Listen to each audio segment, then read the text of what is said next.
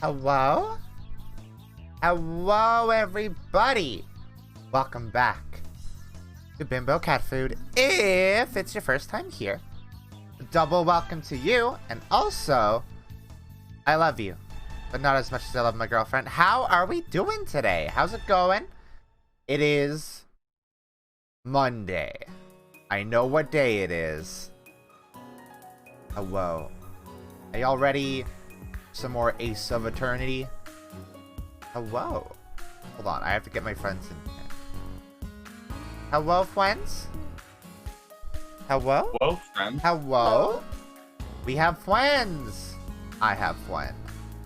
You have friends. I have friends. So many friends. I have so many friends. Overflowing with friends. I have at least 2.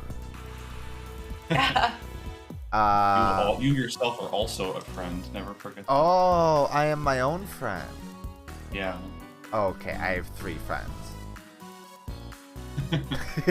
and a girlfriend. Oh, my friend who was a girl. Hey, y'all ready for some fucking Ace Attorney? Hell yeah. Yeah. Hell yeah. Hold on, I have to fuck with my fan a little bit, because it's blowing into my mic, and it's making the talk sprite fucky. Hold on, I'll be right back. She is screaming. Kitty screams.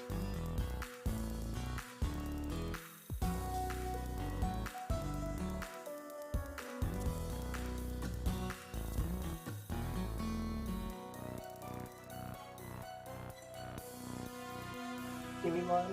Hello, Kitty. I'm back. Welcome back. Hi. Charles, what do you mean you made a very big drink by accident? You just started pouring, and then you blacked it out. And you Yeah. came to. The chalice was full. The chalice was full. Sometimes I also black out when I'm making a drink, and suddenly it's all liquor. It's like that one vine. 2 shots of vodka. Half the bottle. Okay, I finished the monster. I have energy. Monster. Woo. I am ready and alert. Get to a video game. You're alive, awake, alert, and No, wait. enthusiastic. I need to get rid of the AI thing that's on the screen. That shouldn't be there. You can always be there. We love AI. AI good. But In that's this not... house, we like and appreciate AI. Oh, baby, give me kisses for extra energy. Also, I get pats from Charles. What the Oh. heck? Jackpot. Oh, I'm so spoiled. I have to unmute the game. There we go. You have to say hello to my girlfriend in all caps. Yeah. You must be excited. Hi, 6. Hi, 6. Oh, right. Gina. Oh yeah, we're like mid. We're mid. Yeah. Cross-examination. Right. Got nothing. Okay, wait. What's the recap of this? So old guy over here on the right. He is rich man who. That's Nicholson? Rich man about town. And he do some good thing, like make a park and make a library. But suddenly, all of the sudden, he in a carriage and he wake up and there's a dead guy. And a supposedly. crying girl. Allegedly. Yeah. And a crying girl.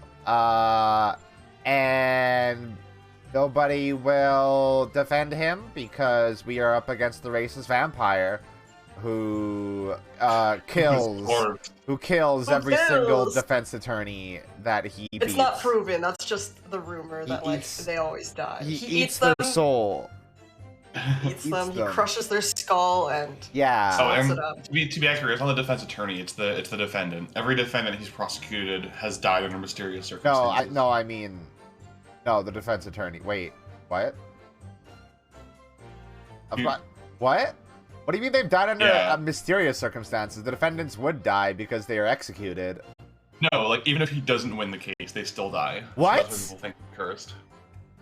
They just like, yeah, it's like some kind of Final Destination type That's deal. fucked. If you're in court with him, you're going to die. Yeah, regardless of Oh. the outcome, you're dead. Oh, well, no, the defense attorneys die also because he kills them personally in the courtroom. Kills them And with psychic attacks from across the court. Yeah, courtroom. and the judge is okay with this and hasn't banned him yet. He thinks it's funny, actually. Yeah. And then, so the plot twist, the big twist, is that there was a third person in the carriage, and it was this child.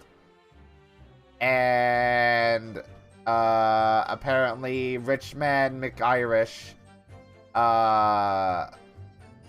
hid that because he didn't want her accused of murder. And then there's a carriage that we can look at, and it changed. Things in it are different. There's ketchup in it. There's ketchup in it now. Somebody spilled their tomato sauce all over the floor as they were investigating, and I'm not gonna say it was Ryunosuke, because I don't think he knows what a tomato is. But it was probably Ryunosuke. That's, I think. Oh yeah, and there was a big smoke cloud, and we had to evacuate the courtroom, and then that's where stuff appear. He throws the wine bottle and Oh kills my you with god! That would probably kill you once. Those things look hefty. I simply tech it. Just parry it. Yeah. Okay. Wait. Nearly jumped out my skin, I did. Oh, I tell you can't see a bloody thing. I'm trying to I'm kidding. You investigate. You do your job. Yeah, I'm doing my job. Okay, so when she says it's pitch in there, she means in the boot. The compartment. In the compartment, not in the carriage. Yeah, because there's a light in there. Yeah, because we actively know that there's a light on in the carriage. They left the light on for us.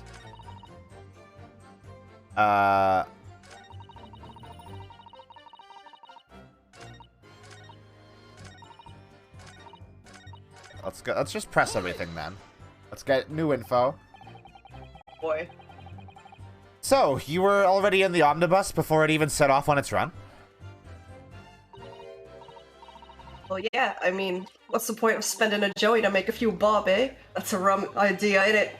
I suppose she means there's no point spending money to make money. It actually makes sense.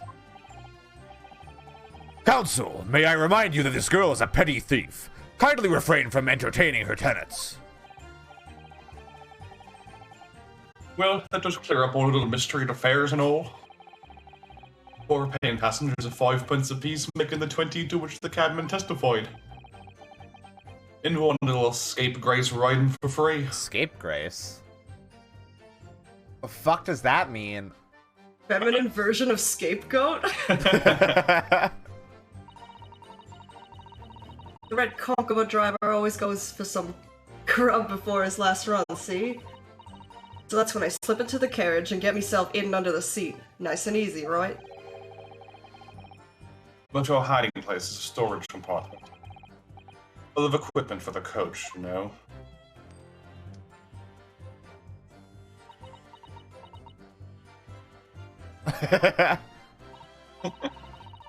Yeah, there's brushes and buckets and whatnot in there, sure. I always chuck all that out and cram it in a corner somewhere. No one ever seems to bother much. And yet, according to the report filed by the police officer who first arrived at the scene, the compartment was full of such paraphernalia. I can attest to this. Well, I don't know nothing about that. Like I said, I moved all that stuff out so I could hide under the seat. That's all I can tell you. It seems we've reached the end of that line of inquiry. Continue. I like her animations. I like this sassy lost child. Oh, waste of time. Why is that? God, she really is both of those. Well, most nights I'm on my own in the God permit. At least some of the time. I beg your pardon. Did you say God permit? Oh yeah, well, that's what my kind call it. You'd say the omnibus, I suppose. Point is, any normal run, the carriage ain't got no one in it for a while. And that's when you come out of your hiding place and get away? That's it. Only that night. This cove was sat on me seat from the start. Sat on me seat, he did, and he didn't budge a whole way, did he? Not 1 inch, I was totally stuck. Do you mean to tell us that you were president of the carriage for the duration? You were under the seat the entire time while events unfolded in the enclosed cabin. Yeah. Right, mister. I missed it. Oi, mister! You mean dead? To be sure, I was shocked as anyone. You don't expect to lift a cushion you've been sat on and find a child now, do you? Not typically, no. So this... I would be quite scared if I saw that. Yeah, like if I was sitting on the couch and I lifted up the couch cushion and there was a child under there, I'd be like, what the fuck? It's some David Lynch bullshit. The kid has cream corn! No. So this Miss Lestrade couldn't possibly be the culprit then.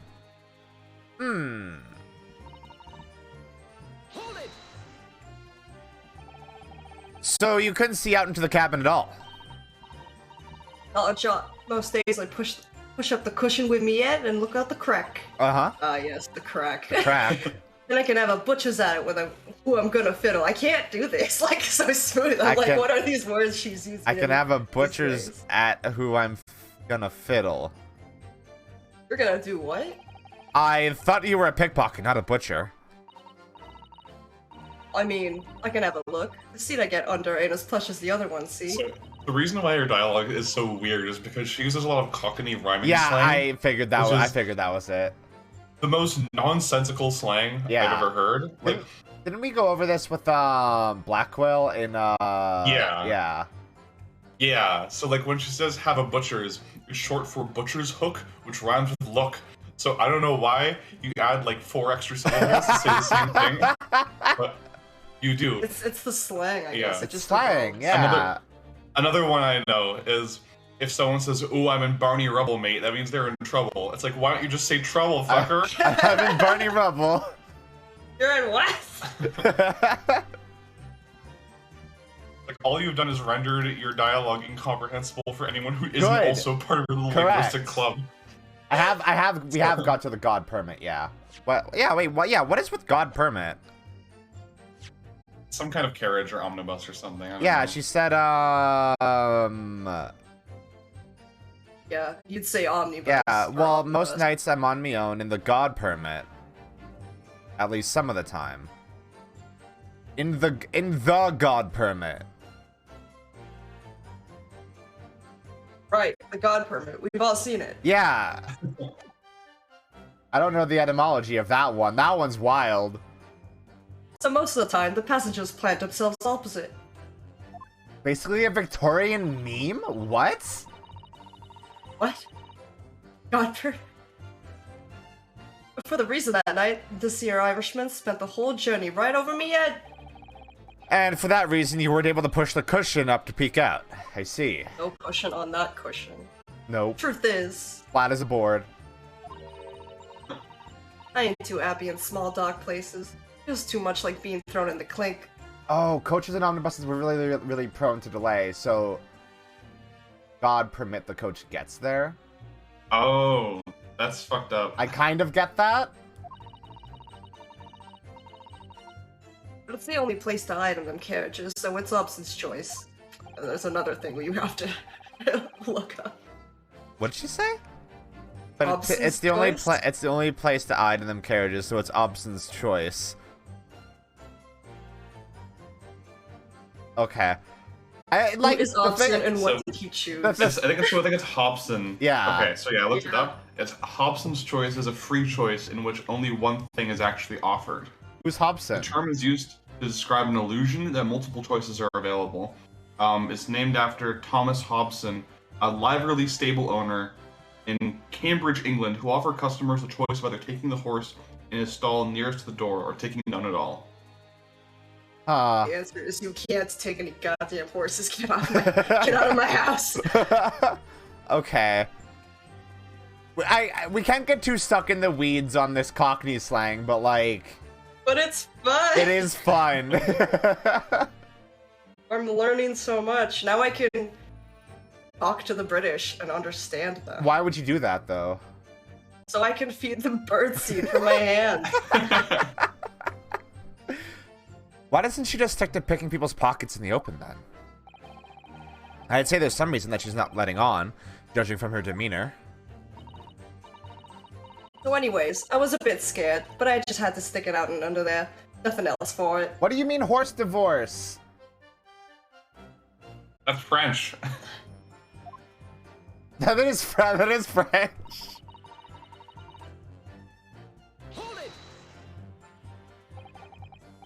When you say a loud bang, do you mean the noise of someone falling to the floor?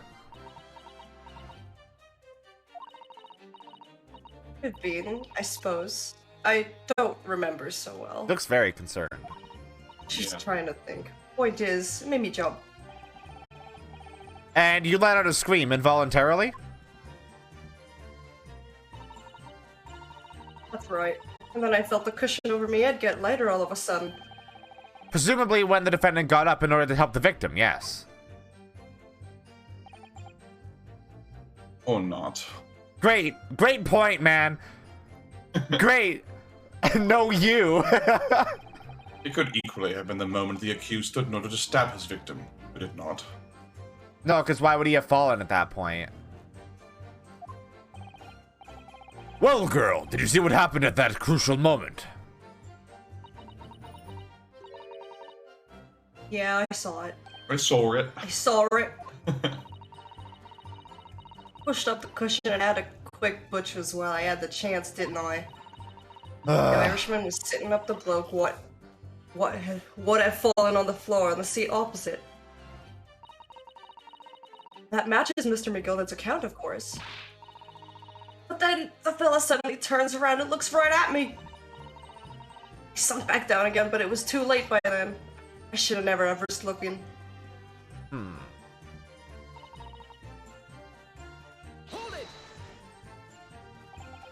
And when Mr. McGilden discovered you, he pulled you out from your hiding place?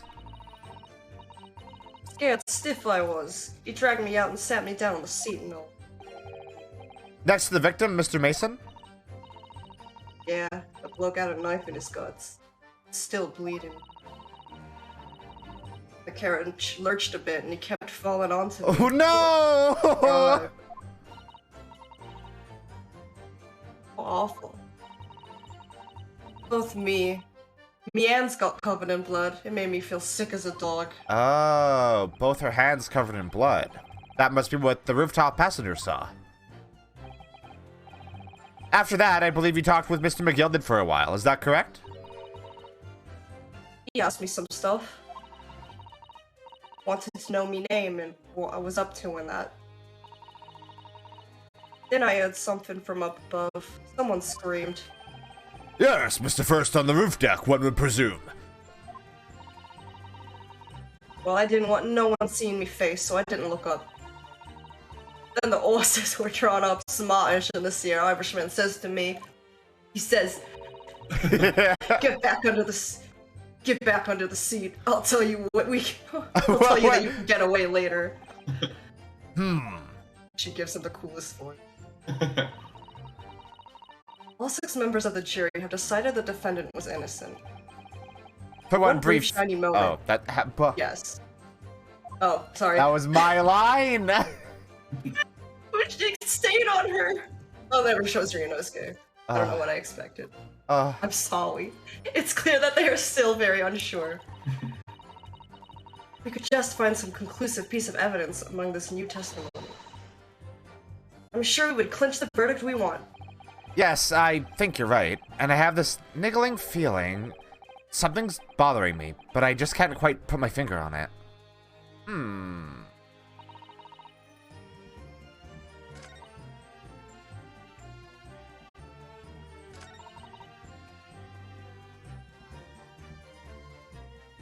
Huh.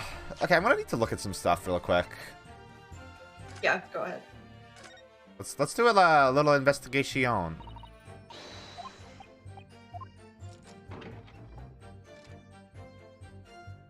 Okay. I mean, yeah, it tracks that you wouldn't be able to see anything in there. Oh, this is new dialogue. The seat looks reasonably soft, but it's actually rather hard when you sit on it. And only just wide enough for two gentlemen to sit side by side, really. Of course, an English gentlewoman would be dressed in such finery. It would be quite impossible for her to climb up to the roof deck, so she would have to be seated in here. A woman in a kimono would have the same problem. Women's clothes are very impractical, aren't they? For telling me, Ryunosuke. Ryunosuke feminist moments.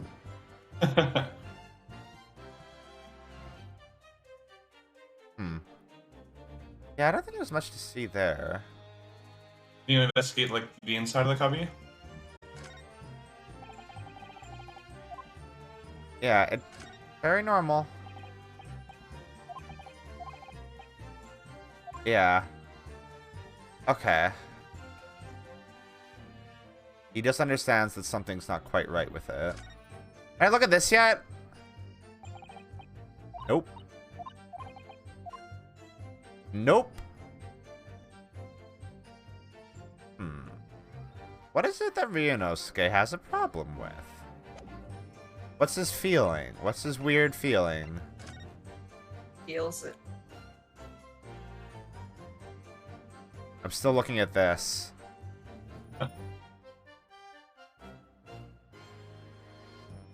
Okay. Yep. You got stabbed.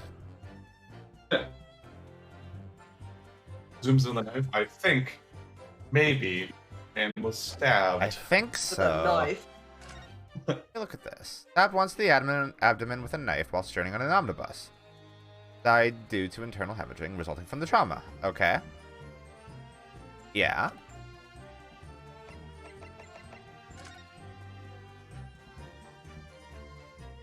Wait, this has a horse on it. Let's see. Interesting.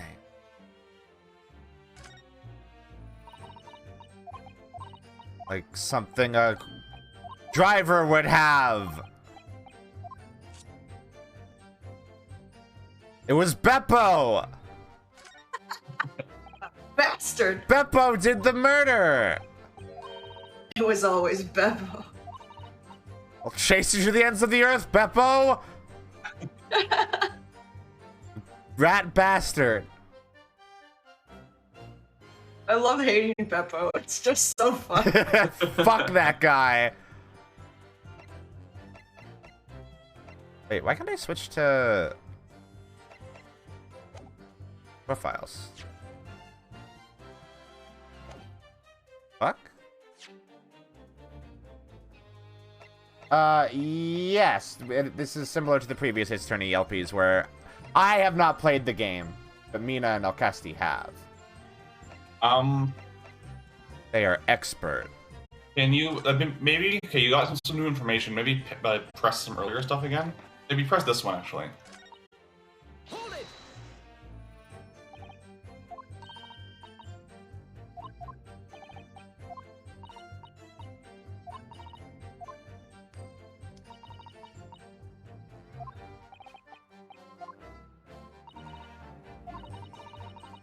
Oh. This is new. Oh. Oh. Hello? I feel like it did say that. Yeah, but I think because we have new information, it changed a bit. Is something wrong, Mr. McGilded? Oh, I do apologize. Was there something the matter, Council? I'm just wondering if Miss Lestrade's last comment made something occur to you, perhaps. You seem to be thinking something to yourself. Oh, no, 'twas nothing important. I was feeling bad for the poor lass is all. I remember feeling desperate myself as a young lad, shut up in the dark. 'Twas terrifying, so it was. I see. Yes, I'm sure we can all sympathize. I'm still scared of the dark now. Aw, baby man! I I don't know about yourself, but I find the darkness seems to make everything you hear seem that much louder as well.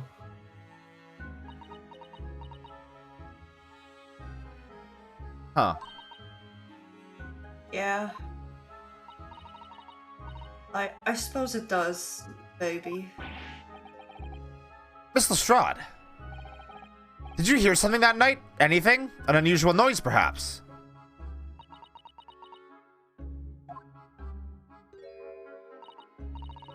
Nah, not really. All I could hear was the Irishman snoring.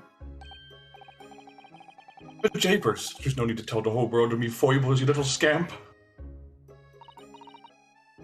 A pity. Only Miss Lestrade had heard something. Might have given us a vital new clue. Yes. What should we make of that last statement of hers? There's never a downside to doing this, so... It's profoundly important! Good night, Ringworld Engineer. My lord! I believe the statement just made by the witness is profoundly important. Profoundly important, but all she said was that she heard nothing. Yes, which is the profoundly important part. I'm almost sure of it.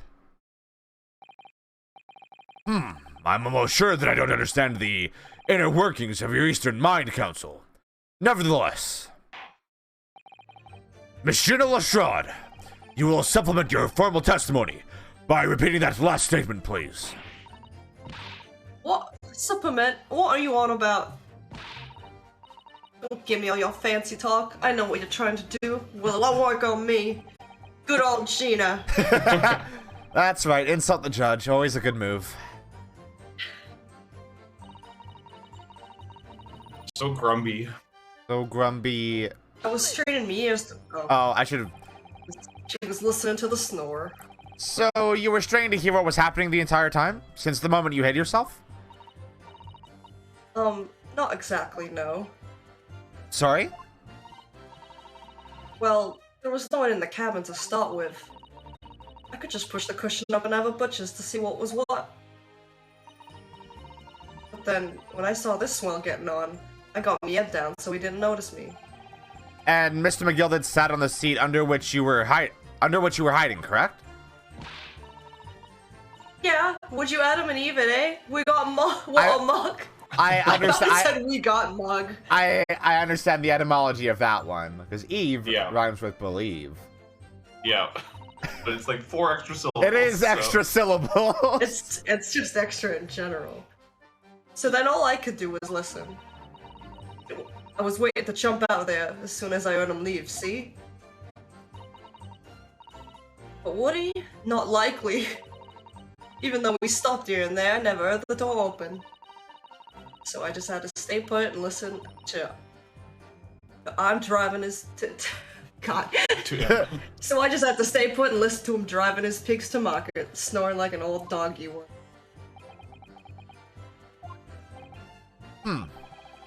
Are there any conclusions we can draw from that, I wonder? That doesn't make sense. What doesn't make sense about it? Well, if the door didn't open, how did Mason get on? Miss Lestrade, what you have just told the court is clearly at odds with the facts. Wait. Is the first sound she heard Mason getting into the carriage from above? At odds? Are you sure, man? Absolutely. It seems my learned Nipponese friend is not as dull-witted as I feared. So Van Zeeks realized it too. I just opted not to say anything because that would be cheating. Counsel, I must insist that you bolster your claim with evidence, or some complicit party's name at the very least. Yes, my lord. I expect you to demonstrate this alleged contradiction to the court. According to Miss Lestrade, while she was hiding in the omnibus that night, she heard nothing but the sound of Mr. McGilded snoring. But think, Vianovsky, think! Oh, bother. There's something else she should have heard. Vianovsky walk around in just a t-shirt. Very well, my lord. Allow me to elaborate. On a particular sound that Miss Lestrade could not have failed to hear in the night in question. We're gonna put your shirt on first when he's getting dressed. Winnie the Pooh. The sound very cleared by the presence of the following person. Take that! Thrice fired Mason. Yes, my lord. The sound that Miss Lestrade cannot have failed to hear is that of the victim, Mr. Mason, boarding the omnibus. Order, order! Explain your reasoning, counsel. Miss Lestrade, allow me to confirm something. You claimed earlier that you were the first person on board the omnibus. Is that correct? Yeah, of course I was. I got on while the driver was in the pub, didn't I? And the next person aboard the omnibus was Mr. McGilded? That it was, not a soul was in the cabin when I climbed aboard. At least not in plain sight. So you were, to all intents and purposes, alone in the enclosed cabin of the omnibus at that time. You don't have to say as much. I wasn't traveling with anyone else, if that's what you mean. Yeah, I saw him get on, remember? Through the crack under the seat cushion. He was on his own, for sure.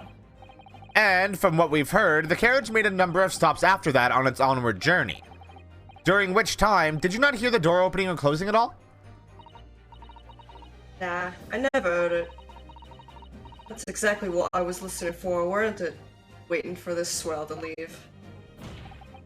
In which case, when and how did the victim end up in the carriage? Oh! We know that the victim collapsed inside the enclosed cabin of the omnibus. Therefore, Miss Lestrade's statement about what she did or did not hear is at odds with the facts.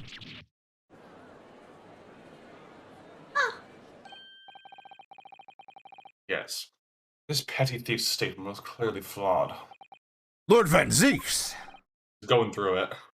Yes, he knew. He knew all too well that there was an inconsistency in Miss Lestrade's statement. Why he laughed? Why he laugh? It would seem words of thanks are in order for my learned friend. What are you talking about? You have demonstrated matters impeccably. This witness and her colorful statements are entirely unreliable. Her words are convenient untruths and nothing more.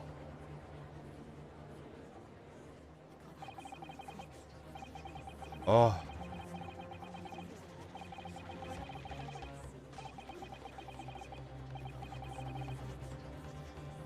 No, no, Grandma, don't do it!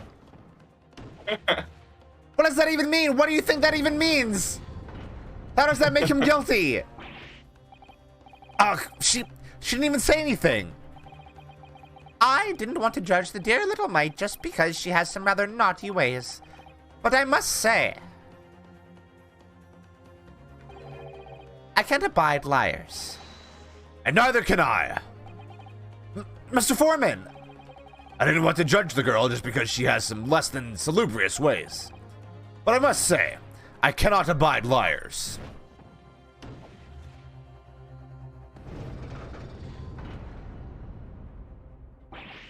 Ugh. Naruto, that's 5 jury members leading towards guilty. Oh, time to celebrate!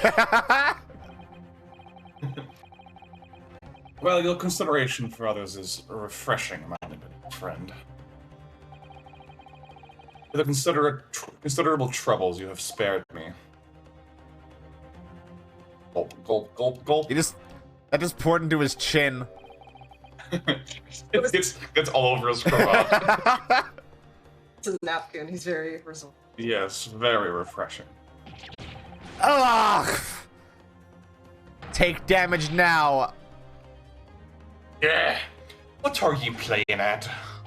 Have you forgotten who you's working for, you useless Eastern Amadan? Oh, I'm trying. I don't like that. This is carnage. It's perfect. Juror number 2 is the only one left. Mr. Naruto, the way this is going, I know. If we can't find some new way to convince everyone of Mr. McGilded's innocence, the judge will rule and we'll have lost. Please no. Please don't do it. I very much wanted to believe the words of one of London's most respected gentlemen. But those of us in service know we must accept hard truth. Don't do it! Hold it!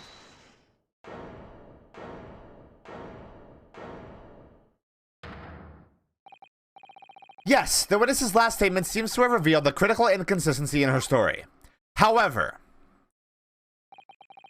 if we consider the possibility that her statement is in fact the truth, it may shed an entirely new light on this whole case.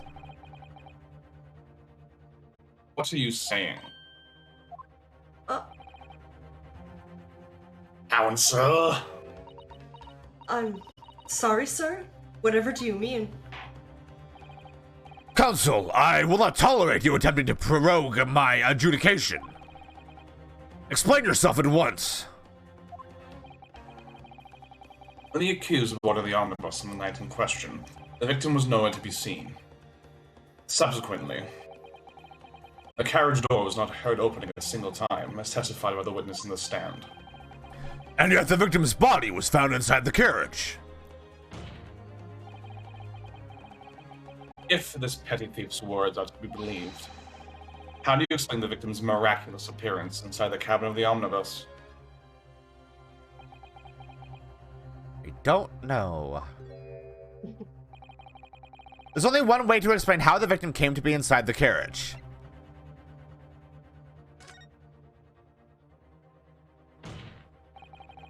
If the door wasn't opened even once, the only explanation is that the victim entered the enclosed cabin some other way. I wondered what new fantasy you would come up with in your blind panic.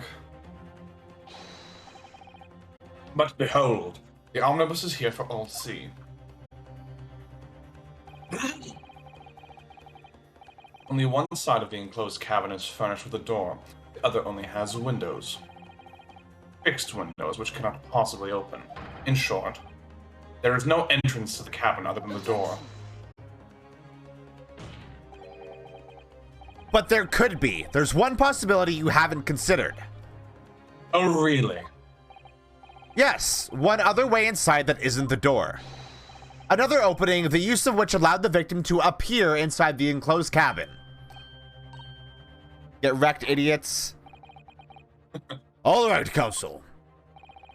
The defense will identify the location for the court. Here's the omnibus on which the incident occurred. Where on earth is this entrance by which you propose the victim entered the cabin? Boop-a-doop-a-doo. Take that! The answer is obvious. It can only have been the skylight. I say, the skylight. Objection! A ludicrous proposal almost has me lost for words. However... no, you'll get Let to me speak. interrupt. The skylight may well be large enough for someone to pass through. So you claim.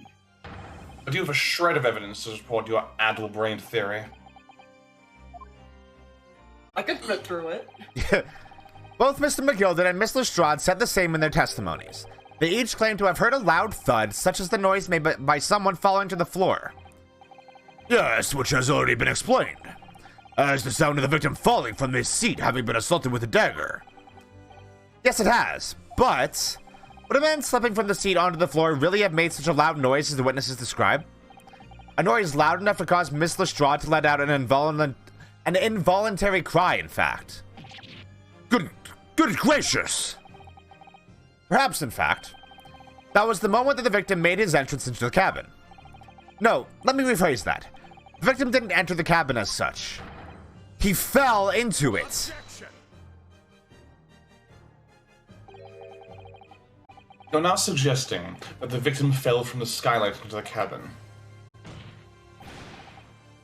That's simply impossible. How can you be so sure? Because if the victim had fallen inside of the skylight, as you say, the passengers on the roof deck would have seen it happen. Yes, funny that. And yet, not one person made mention of such events in their testimony. Funny that, isn't it? Interesting. Well, yes, that's true, but... What are you doing?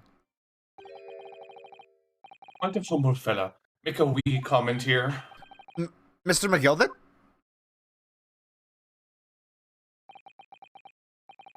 To be sure now, the two fellas who were sat under roof that testified afore said nothing of the victim falling through the skylight.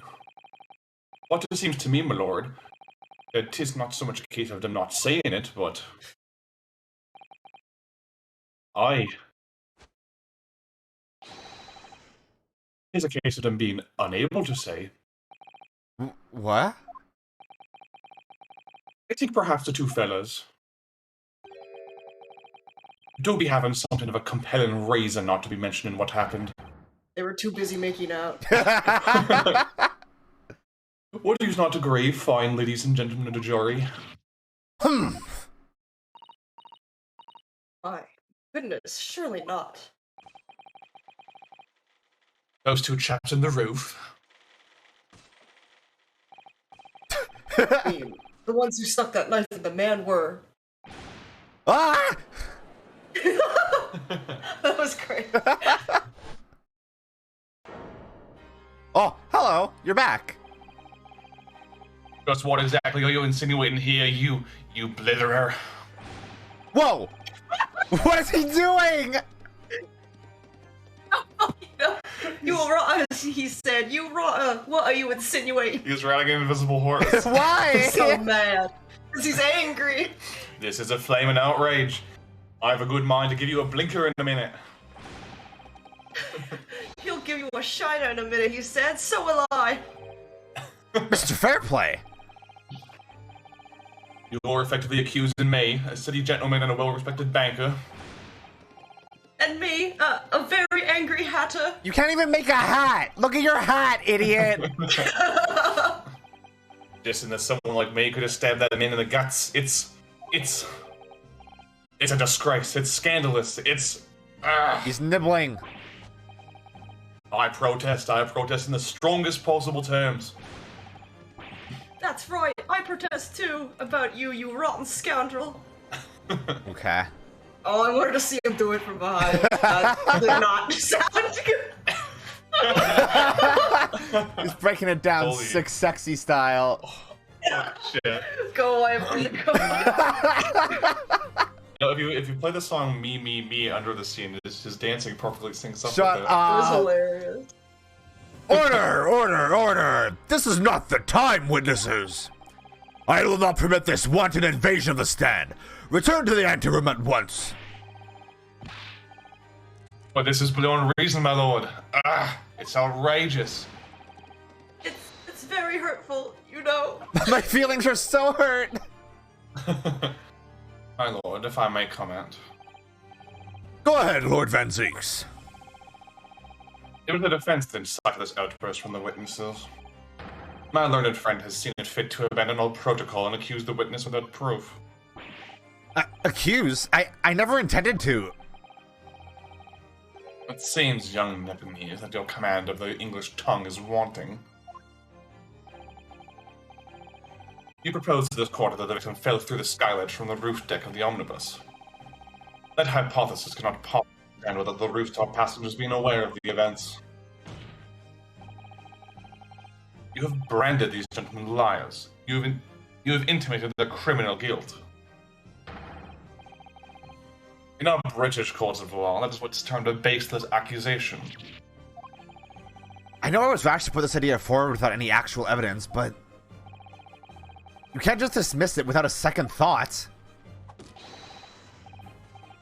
What are we wasting time for? Get them to testify. Stop doing this. Why do you keep doing this? You get it out and then you Literally stab it damaging back the in. property of the court. I thought there was something fishy about that hat from the moment I laid eyes on the fellow. So did I. Shit.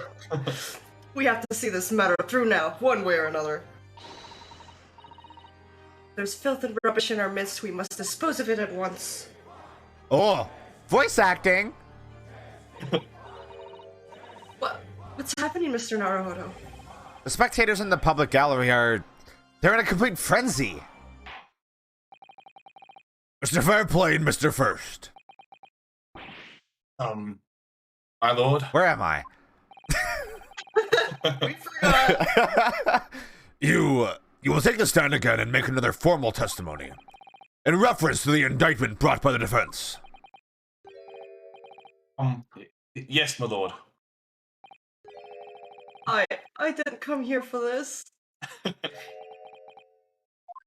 McGilden's just yucking it up over there. There's no time to think this through.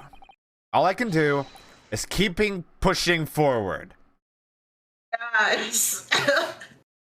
Keeping pushing forward. That's not right. You got a typo. Fucking Get their ass. Screenshotting this, sending it to Janet Sue. Yerky. Like, what'd you do? This is an outrage. Okay. We were the only two people up on that roof deck. Dead or alive. I can swear to that. If anything had happened, where were we where we were. I need to go to bed. I'm so tired. If anything had happened where we were sitting, don't you think one of us would have noticed? In any case, neither of us know the first thing about the victim. We had no reason to kill the man. The skylight was shut the entire time, I tell you. We couldn't possibly have Well, opened it. there's the thing I can get you on. If you're so sure the victim fell through the skylight, where's your proof? Oh, wait. Fuck. Which one? We press so much of them first. I must say that on listening to this testimony, it is somewhat hard to imagine. Listen to this fucking RuneScape music. Now, either witness could have performed any malevolent act on this open rooftop deck, without the other noticing forthwith. That's right, you see. Innocent, I tell you. Although logically, of course, the argument falls down to the two of you in collusion with each other. Yeah. What? Yeah. Eh? Eh? Eh? According to investigations by Scotland Yard, the two witnesses shared no common dealings. Heh. Well, I don't trust coppers any more than I trust the stinking wretch. This guy's based. I love this guy. He's my friend. He doesn't look it. But he's actually based. Something doesn't feel right here. He will stab your table, though. God, yeah, that's true. The trial is going in our favor, really. So why do I feel so uneasy? Counsel for the defense, over to you. Your cross-examination, please. Oh, yes, my lord.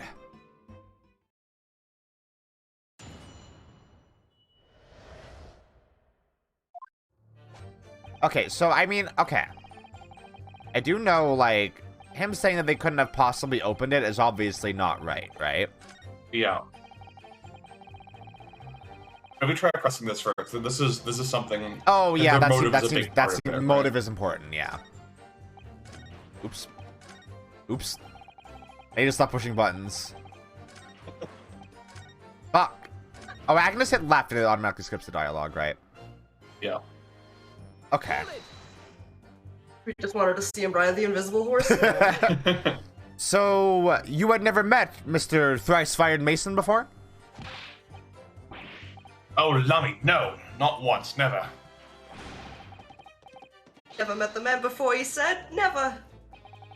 And you, Mr. First, had no prior dealings with the victim either? That's right, sir. Hatters don't have much to do with brickmakers, to be perfectly honest, sir. No, I imagine not. What would a hatter need with bricks? Put a brick in your hat and smash his head in. You say? How many different ways can I put this? Neither of us has the remotest connection to the gentleman who were inside the cabin. Excuse me. Well, no. Excuse me, sir. Well, now. Mr. McGilded? Yes, counsel. What can I be doing you for? Did the witness's last statement give you pause for thought somehow? Not the remotest connection. Is that right now? I wonder. What are you insinuating now? Ah, Mr. Fairplay.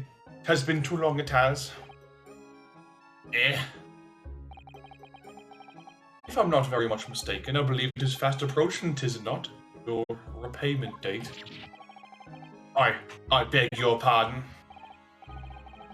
You borrowed 20 guineas from me, sir. At an unconscionable rate of interest. You tricked me. It's extortion. Well, now, is that a touch of begrudgery, is it? The sort of begrudgery that might motivate a fellow to pass his crimes off on another. That's exactly what I was thinking. Thank you, Mr. McGilded. Wait. I don't like that that's exactly what I was thinking. Young Mr. Forrest. Forrest? Forrest. Me, sir? What do you want with me, sir? You do be making hats for a living, do you not? That dear top hat sliding around on your head. Is that one of your own creations, is it? You make shit hats. Oh, well, I'm still just an apprentice, you understand. I'm learning to find the perfect fit for whatever fine gent walks through the door. You're doing a dog shit job. Your hats be dog water, sir. The perfect fit, is it? Well, it is a very distinctive design, to it is. Hey, customers like it, I tell you. They like a distinctive touch. Customers, such as Christ-fired Mason.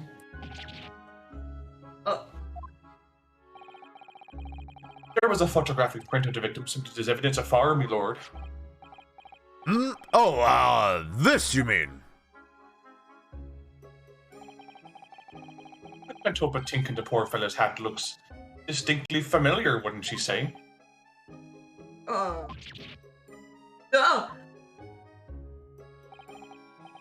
That's one of my hats. Aye, that it is. So would you seem the Brickmaster was a customer of yours? Oh. The sort of customer I'd wager you could have had a wee quarrel with over the distinctiveness of the goods. Oh, no, sir. Absolutely not, sir. You made him a dog shit hat and then you killed him.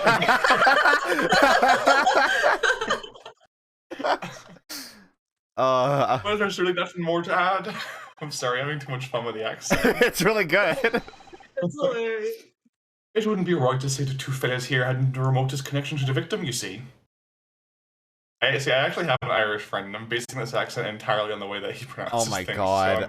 So if you're listening to this, Gavin, I'm sorry. I'm not making fun of you, I promise. Oh. Oh, you arrest me, case. You little weasel. He's better at this than I am.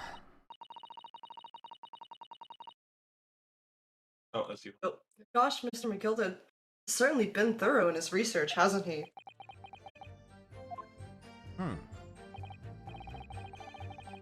Oh, please don't let me little interruption hold up the proceedings. I just got a I got an Chivo. achievement. Hat Hunter. Hat Hunter! Rat lady first. Okay. You press this too. No, I think so- maybe you need to press these last So two. here's what I'm gonna do. I'm gonna try looking at it now.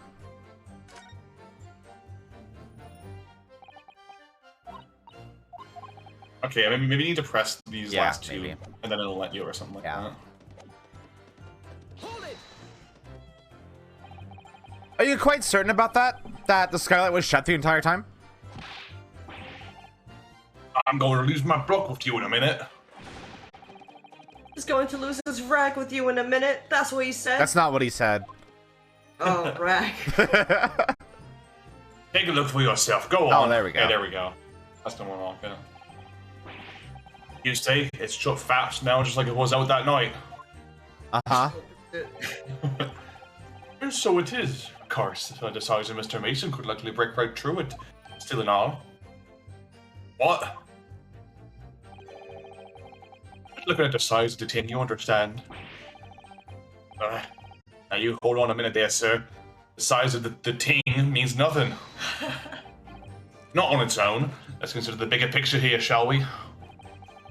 Like when he goes beaver mode. Let's stop biting our cane, shall we? I was riding the omnibus on another occasion when, well, I broke wind loudly. I shocked myself with it as it happened. I just ripped a fat one. This is an unexpected confession, Mr. First. Oh, I just mean to say, well, the point is, I tried to open the skylight, you see? But, just my luck, I couldn't make it budge. The stench was terrible. Festering in my own stench. Everyone was looking daggers at me, sir. I went as red as rouge, I did. Are you expecting me to sentence you? Death. I should be in jail for the fart. I just... It was like the rip roaringest fart ever, dude. I blasted some major ass hair, my dude.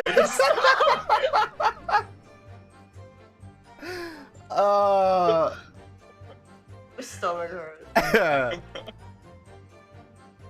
Oh no, sir. The point is, the skylight can't be opened. I tried and tried when I was inside that cabin of shame. Oh, What? Excuse me. Look at that kitty face. I love her kitty face. Do you have something to say about that, Miss Lestrade?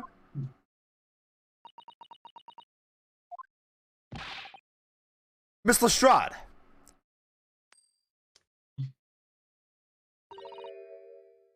It opens. Hmm? The skylight. That's what we're talking about, right? Hey, someone stop her. All of them skylights open. Dead easy. More easily than you can load that weapon. I really love how her theme doesn't have a build up, it just starts. It It's just, like a fucking it just jump scare. happens. Yeah. That's a lie, I tell you. Otherwise, when I broke wind, I can't do it from the inside, you mug.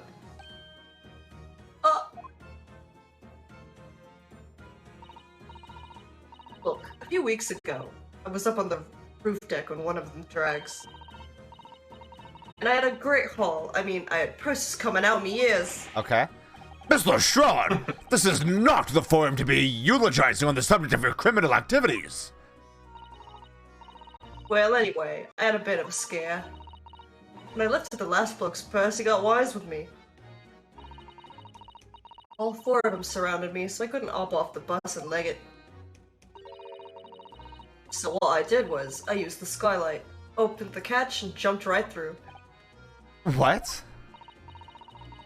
Yeah, the catch from the skylights is on the top side. That's why you can't open it from the Can you cabin. imagine the skylight opening from the top and just smashing you in the face as you're sitting in the carriage? The skylight opens from the roof deck? Bailiff! Climb up onto the roof of the omnibus at once and verify this witness's claims. Okay. Not again. Spilled my ketchup last time. Oh, it slides. Ah. Oh, my hat! My disgusting, ugly, shitty mean hat. See?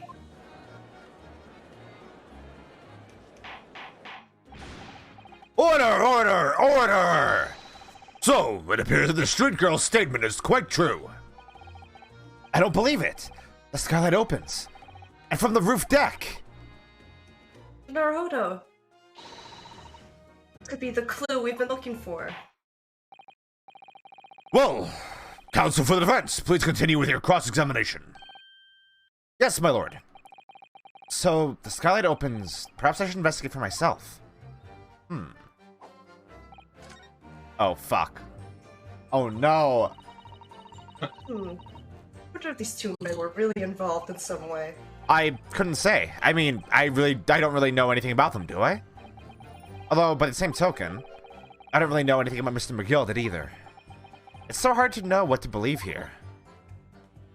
I think we should try to remember that it's evidence alone that can truly determine the outcome of a trial. Evidence. No one can argue against decisive evidence, including the members of the jury. So you're saying that what we need now is to find a conclusive piece of evidence? Yes, Mr. Naruhodo, precisely. I think I found that. I talked to you by accident. I'm sorry.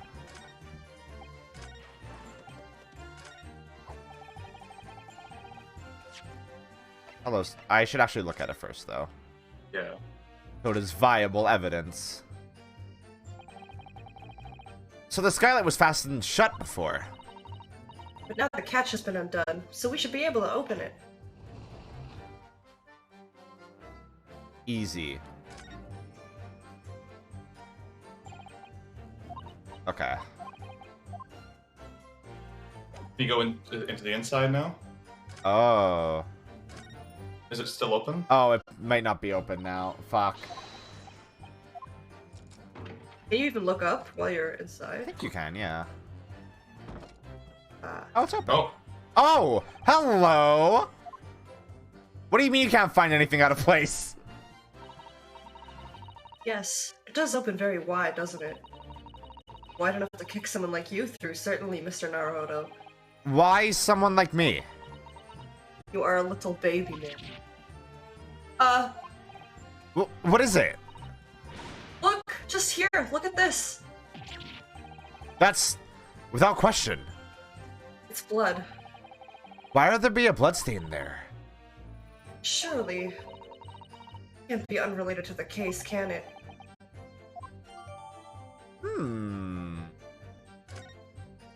Unused sauce. But what are the odds that that's planted? It's a plant. it definitely wasn't there before, right?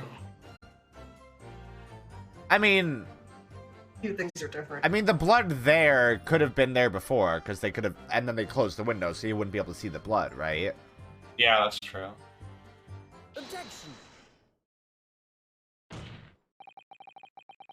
On the night in question, the victim was fatally stabbed in the stomach. And immediately afterwards, the victim's body was pushed through the skylight into the cabin below. Those are the facts. And the irrefutable proof remains clearly visible in the omnibus that stands before us today in this very courtroom. What? That's utter humbug. You can't possibly have any evidence. No, you can't. I mean, you didn't do it, I tell you. It's impossible. Man, it's interesting that your first thought was, you can't possibly have any evidence, and not, that's not true. Irrefutable proof here in this courtroom. Counsel. My lord. I believe everyone would appreciate a little clarification here, Where exactly within the omnibus is the evidence to which you allude? You will point out what it is that proves the victim fell from the roof deck through the skylight. I will. I will, sir. Got it. By Jupiter! Is that blood? Odd. Blood. That was a great delivery. This bloodstain proves two things.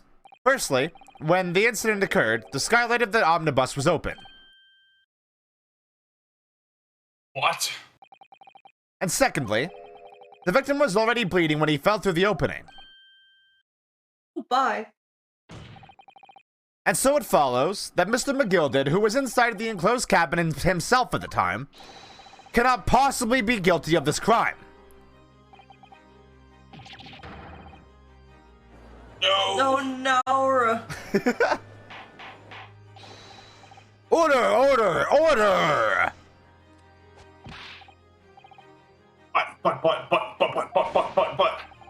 But the blood could have been sprayed up there when the fellow was stabbed inside the cabin. It only found its way to that one particular spot in the skylight. Sure, that would be very convenient.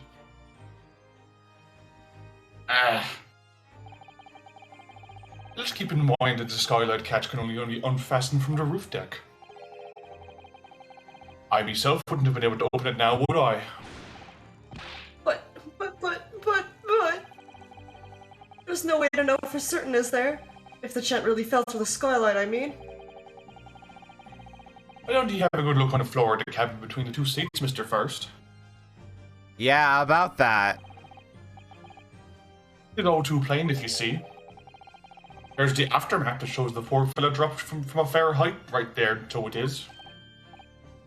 What? No. But it can't be. It's all Lies! Oh, they're pissing and shitting. My fellow jury members, I think we can all agree that this is a clear proof of the defendant's innocence, can't we? I believe we can. Yes, sir. It's clear to me now where the filthy rubbish can be found in this courtroom. So, they thought they could pull the wool over my eyes, did they? Okay. I won't tolerate any of the guild's carriages being sullied with blood. I won't tolerate it, and I also won't tolerate Beppo. Fuck Beppo. Oh, why always that nice gentleman who gave us that delightful part couldn't have done such a thing? On 3 then. Everyone. 1, 2, 3. Objection! Oh, I figured.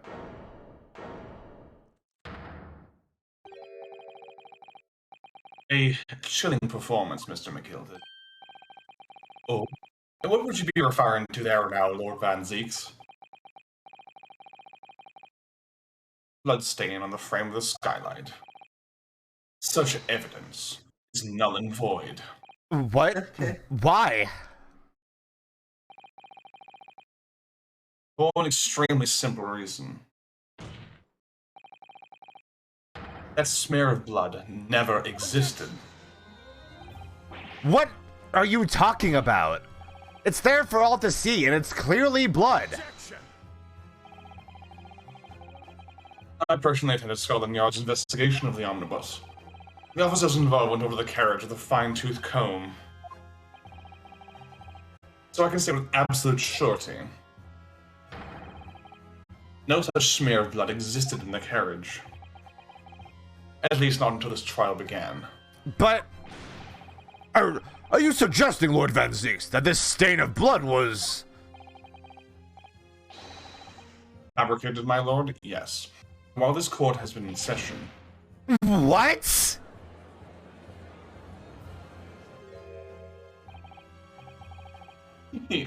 what a palaver. I must say I didn't expect such crude reasoning from a prosecutor of your standing, Lord Van Zeeks. I'm Magnus McGilded, a fellow known all over the capital for his fine contributions to public life. I don't take kindly to slander, and I'll fight it to the bitter end. Even if it's rolling off the tongue of the Reaper of the Bailey. Mr. McGilded, I realize this is your first appearance in court as the accused. However, I am well aware of your involvement behind the scenes in a great many affairs of dubious nature. Oh?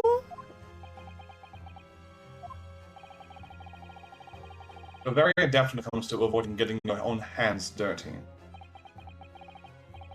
And each time it happens that a case you're involved in is investigated, you adapt the facts. Adapt the facts? What does that even mean? One time. When you wield a fortune the size of Mr. McGilded's, however ill-gotten it may be, nothing is impossible. Tampering with evidence, manipulating the scene of a crime, bribing witnesses. I toast your ability to concoct the most convenient of stories, sir. But to Lord Van Zeeks, this will not do, to be sure. Will it now, counsel? Oh, no.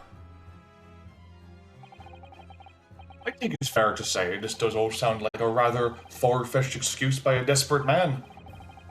The blood in the skylight didn't exist, you say? But, if you will cast your minds back, is it not true the omnibus there has been in the courtroom the entire time? How could anyone possibly put a smear of blood in it without the world and his wife seeing? The world has a wife? Yeah. It's the Mrs. moon. World. Mrs. Worldwide. Mrs. Worldwide. Isn't that right now, counsel? It's true. The omnibus has been in full view the entire time that the court has been in session.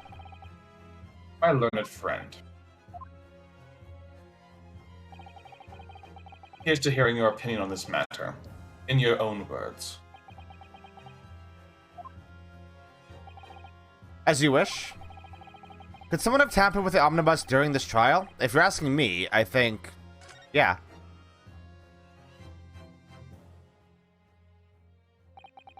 As a defense lawyer, it's my job to advocate for the defendant as best as I can. But still, I feel as though there's something even more important at stake here. There is no evidence to suggest that the defendant did as my learned friend suggests. However, in terms of having the opportunity to carry out the alleged tampering, there is one possibility. Good gracious! Explain yourself, counsel.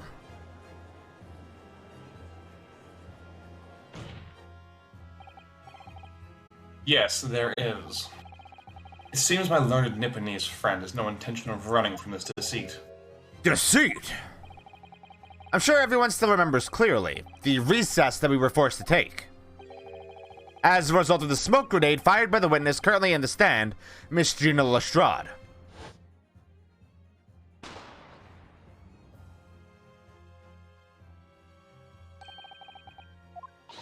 Yeah, we don't need to...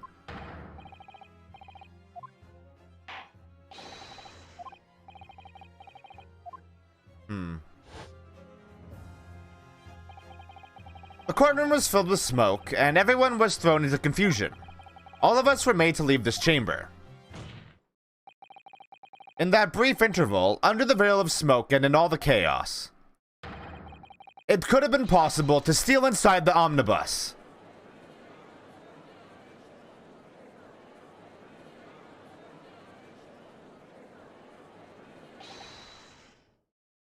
Be wise. What are you trying to pull, ye rotten fat little googer? Cougar? What's a cougar? I think that would be Gouger, wouldn't it? Cougar. It would be, but It's a Tumblr post. it's a Tumblr meme that Alcastee's been obsessed with. Oh my for a while. god. It's like a screen cap of a YouTube video, and the title is "This dog and cat grew up." No, like this dog and cat lived together, and when it grew up, they found out it was a cougar. It's spelled just like that. Cougar. Oh my god. Just the Robert Downey picture. It was a cougar. Feckless Cougar? You're supposed to be defending me. Tis a wicked plot. Tis a plot to undermine me, so it is. Whatever you think this is, it changes nothing. The facts are the same. After this courtroom was evacuated earlier as a result of the smoke grenade, a number of inconsistencies materialized in relation to the omnibus. Inconsistencies, such as? To start with, the storage compartment underneath the rear passenger seat. When the police investigated the omnibus, this compartment was full of the driver's items. Secondly, we have the smear of blood on the edge of the skylight. As I have said, that was not present at the start of the trial this morning. Unfortunately, Lord Van Zeeks, no one is able to corroborate your claims. That's true. When the omnibus was first wheeled out, both the storage compartment and the skylight were shut. Accordingly, I'm afraid to say, we cannot establish with any certainty if this evidence is the result of tampering or not. Indeed, my lord, no doubt there was not a single person who saw fit to verify such things. What do you think? Sorry? About the omnibus. Is there anything else unusual about it? My lord, Yes, counsel. there is one further inconsistency. A mark that surely could not have been present at the start of the trial. What? What in the devil's name are you going to say now? If you dare to betray me, you little maggot, you'd best start watching your back. Silence, mister. The court awaits the defense's clarification.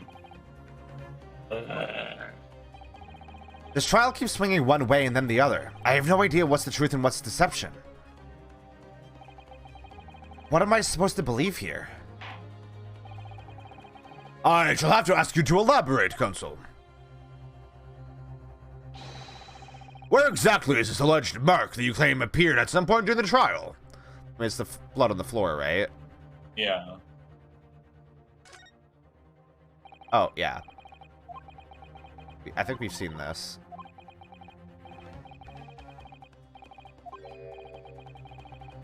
Yeah.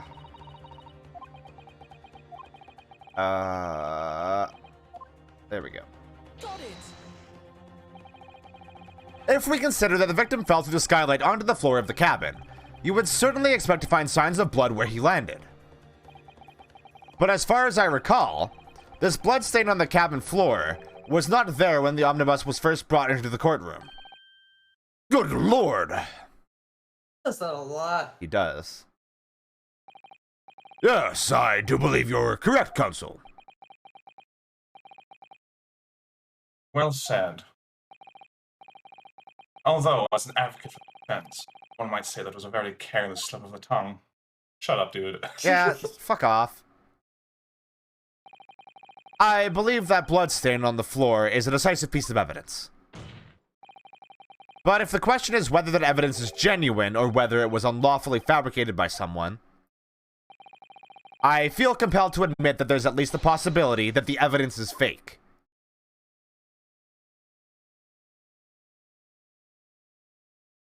Wig. Wig.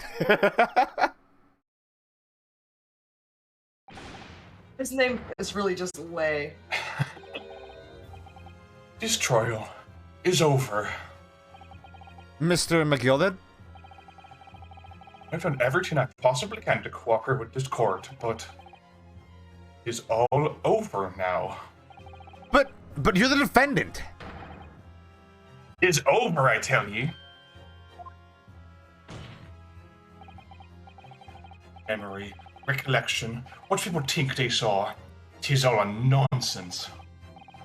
Facts are what counts, and the fact is, that bloodstain is there, now. Well... And over the course of this desperate trial, long and extremely drawn out as it has been, that good-for-nothing raper at the Bailey has failed to present any decisive evidence at all. Oh. You hurt his feelings! I'm scandalized, so I am. I thought better of Lord Van Zeeks. Well, my lord? I must concur with the defendant. The unaffirmed recollections of an individual cannot stand as evidence. At this moment in time, the particular bloodstain in question is very much in existence. And in the absence of any credible method by which to prove its alleged previous non-existence, I regret to say that it would be improper for this trial to continue. Your lordship can't be serious.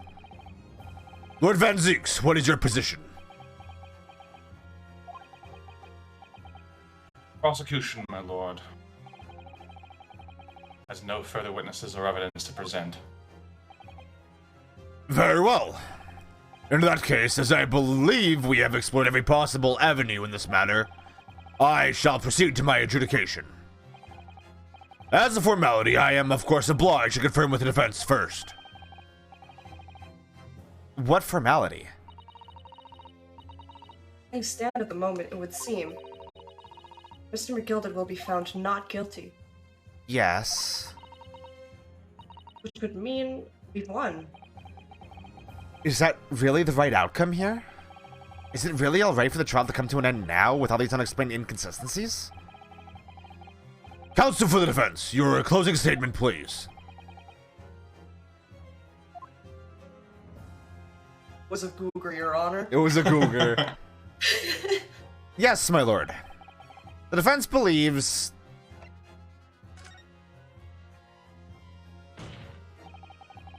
I am here in this courtroom today to advocate for the defense of my client, Mr. McGilded. However, at this moment in time, I cannot, in all good conscience, attest fully to the defendant's innocence. What are you saying, man? Without any question, there is no conclusive evidence to prove that the defendant is guilty. However, there is also no conclusive evidence to prove that he is innocent. Good gracious me! I'm the prosecutor now, bitch. Order! Order!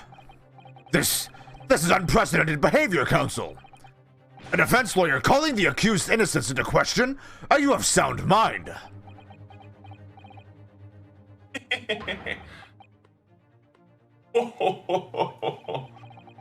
Oh, 'twas a grand decision to appoint ye as my lawyer, so 'twas a grand decision. What? I must say I didn't expect quite such an exciting spectacle at the end there, but still. Here, have this Ow. for your troubles. Ah! Your job here is done, fella. And some fine work you've done, so ye have. What do you mean? Just as the right honourable gentleman so succinctly put before. The trial can't go on anymore. And your closing statement there was, how did you put it now? Nothing more than a formality.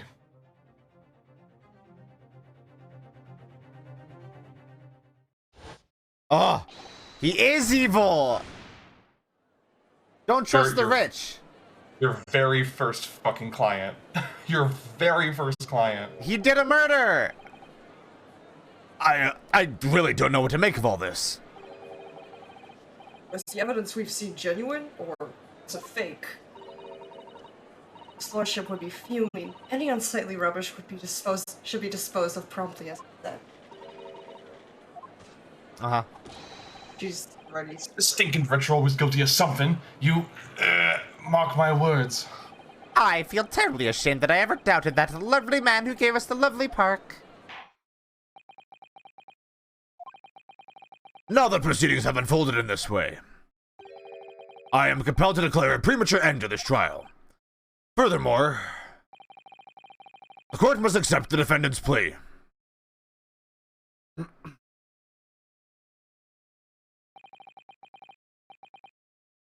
Thank you kindly, my lord.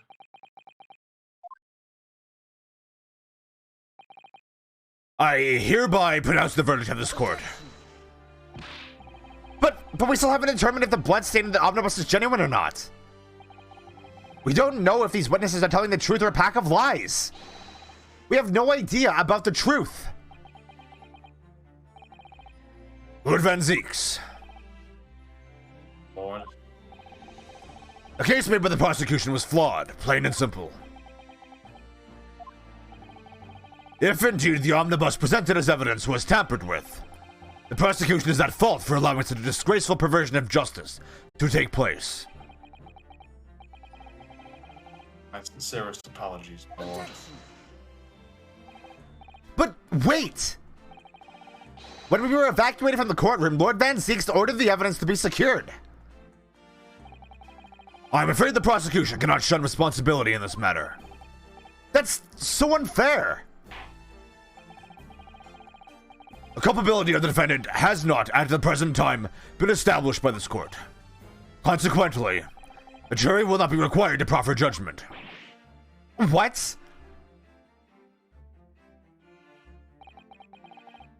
Well, Lord Van Zeeks, it's been a pleasure, so it has. And as for you, my dear fellow, couldn't have asked for a better defense. Do you mean to tell me this has all been a grand waste of time? Is the law of the land, my good man? If you'd like to pursue this matter further, you can always go ahead and try to change the law. Okay. Magnus McGill. Well, good grief, you've more to say, have ye? Just one thing. A warning. It's far from over. Can't see you. Well, something to be looking forward to then. I hate this guy. I hereby pronounce the defendant Mr. Magnus McGilded. Yay! Great. Woohoo! Oh, fireworks? That is not safe. We sure did get the verdict we wanted. You sure did. Oh, I fucking love this case so much. It's a great case. Like, to have your first victory feel so hollow Yeah. and so disgusting.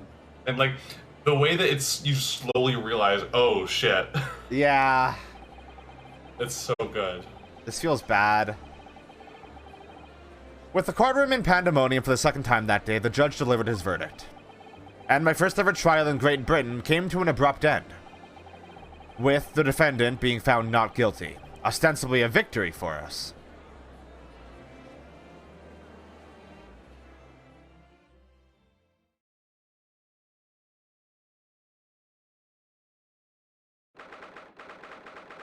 Yeah, none of the 3 cases so far have ended feeling good, huh?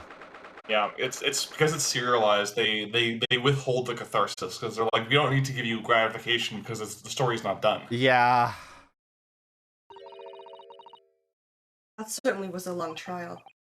Ah, yes, it was. First ever trial on foreign soil, and your first victory. It was a wonderful performance. My heartfelt congratulations.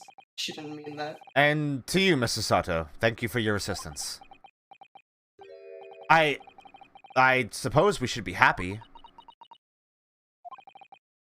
The trouble is, we're still completely in the dark about what actually happened. Well, we didn't have enough time. But isn't it wrong? I mean, who was actually responsible for Mr. Mason's death? We don't even know that. The whole aim of the defense is to obtain a verdict that exonerates the defendant. You carried out your duty to perfection. Aye, that you did. Oh, not this fucker again. Hi, Gina. Actually, Mr. McGill did. Ah, and that girl is with him too. Well, it seems the stories are true. Oh, what stories? About the 6 enormous fireworks to be letting off when there's a verdict of not guilty. What, they just do that? I'm sure you must have seen them now. Spectacular, wouldn't you say? Yes, definitely. I'd heard it was a sight to behold, and to be sure it was. And I've you to thank, and I suppose, having an opportunity to see it. Thank you, Lila, for pats. I need it right now. Oh, Question pass. I don't know about that. I'm not sure I really did anything. What on earth are you saying, fella? How did I walk out there a free man, then? I don't think it was so much thanks to me as down to your planning. You're a straight-talking fella, aren't you? I must say you had me astray in the head there once or twice. But you're young and headstrong. Oh, tears water under the bridge. congratulations, Mr. McGilded, having your name cleared.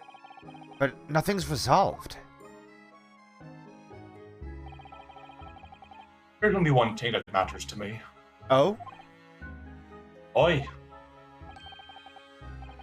You've all seen that I didn't do that odious and abstinent deed. His grant, is it not? I suppose it is. Not a fine fellow to Scotland Yard and take matters in hand and solve any weird and sort of new wee details. Ugh, that was a mouthful. Yeah. They'll see it for what it is. They'll get to the truth. Big O.J. Simpson energy here. Yeah. Now that I'm free, I'm going to dedicate my life to finding the killer. Yeah. I have absolute faith in them, so I have. After all, I do be providing a good number of their wages with all the taxes I pay.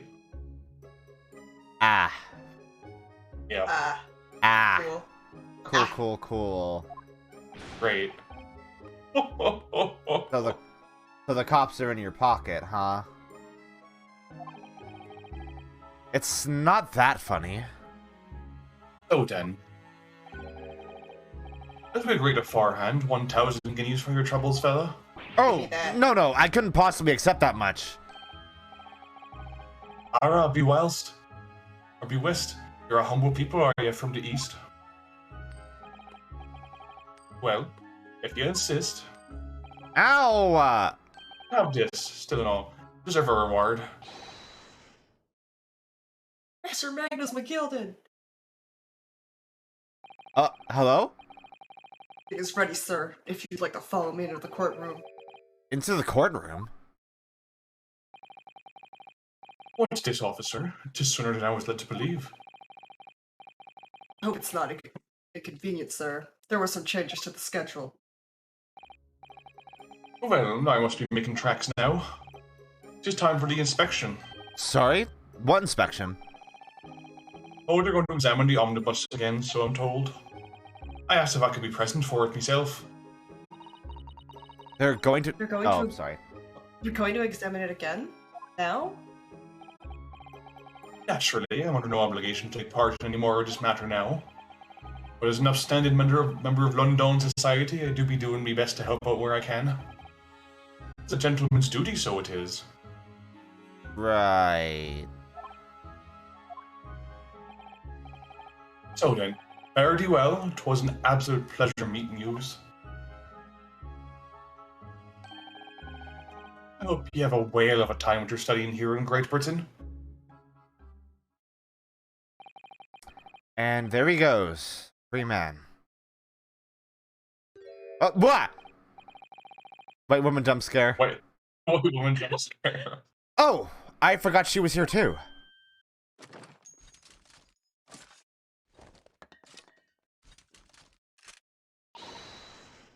Don't move. Whereas I want to say, get a move on. It really does take forever to load that thing. Miss Lestrade, would you mind putting that thing down? You're a grown-up. Sorry?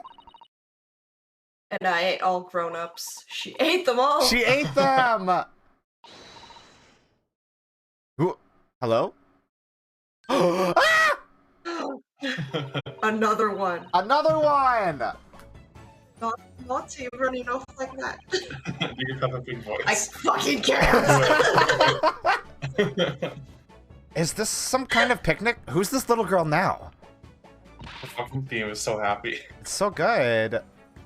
Taking that with you as well. I was looking forward to the trial run of my exceptional experimental smoke grenade launcher. Pink girl jumps. What? Oh, do you want to play? You won't beat me. Excuse me, but who are you? Oh, good day to you. I'm, well, the inventor, I suppose, of that machine. The inventor? Well, normal smoke grenades are so dull, don't you agree? White, white, and more white. So much white. This whole country. You have to be shrouded in smoke, it could at least be a pretty color, I thought to myself. Do we have to be shrouded in smoke, though? At all? I just took my eyes off it for a moment whilst I was changing into a different omnibus, and she pinched it. What? Luckily, I fitted it with a telegraphic beacon. What's it? What? I have no idea what this girl was talking about. Anyway, you're coming with me now. Back to my laboratory. Awful. Apologize, of course, silly. My technician. Well, I mean, say sorry. You must say sorry when you've done something wrong. Surely an adult has told you that before. An adult? Ugh, I don't listen to no adults. Come along then. Follow me. Fine, have it your way. Burger King. You see, I knew you'd want to do the right thing in the end. I'm fairly sure that what she wants is not to get shot by that massive gun of yours.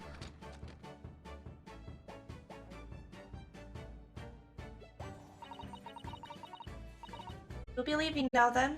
Bye-bye. I'm so sorry for all the fuss.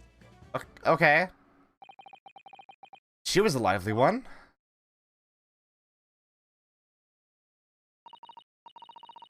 Well, you think perhaps we ought to be on our way now too? Yes, you're right. But where to?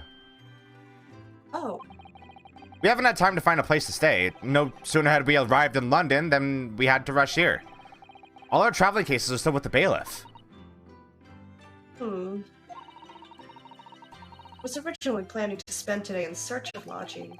But at this late hour in the day, I'm afraid we may be out of luck. Don't worry though, I have a plan. If the worst comes to the worst, I've heard of a lovely park where we could spend the night. We're homeless! in February. Please tell me you're not thinking of McGilded Park. I know it may be a little chilly this time of year, but our youthfulness will see us through. I'm not so sure about that. I think a midwinter London night will freeze a young person solid just as easily as an elderly one. Oh dear, that doesn't sound agreeable. Oh no!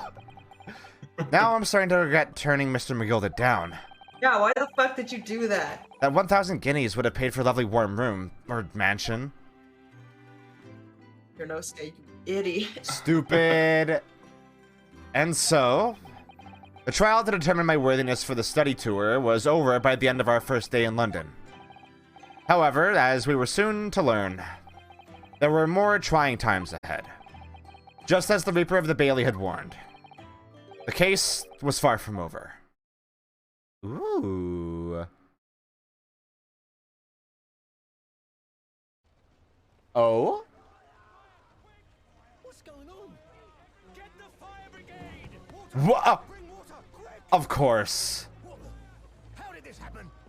I don't know, sir. By the time I got here, it was already engulfed. No one was supposed to be allowed in here before we started investigating.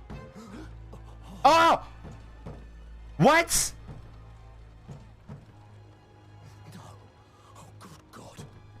This I knew you were gonna open that. Santa, no! Let's get out of there! This can't be.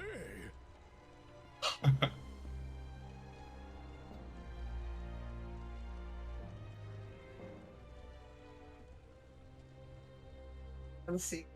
Pretty. You don't say things. Don't talk.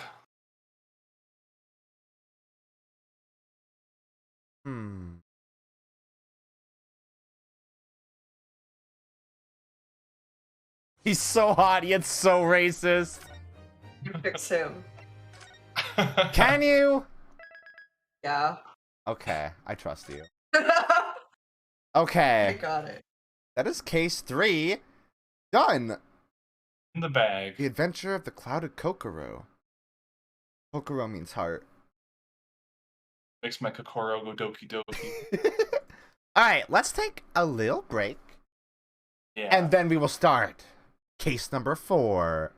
Hell yeah, we're burning through this game. We are burning through this game. How many cases are in the first game?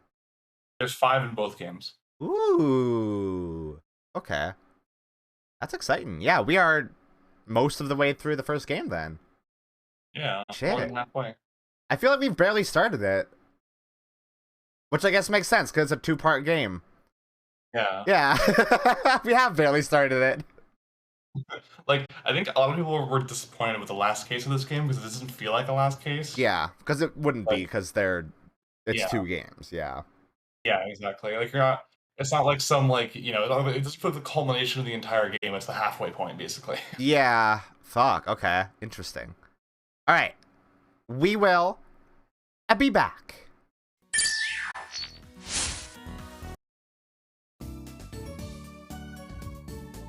I am back.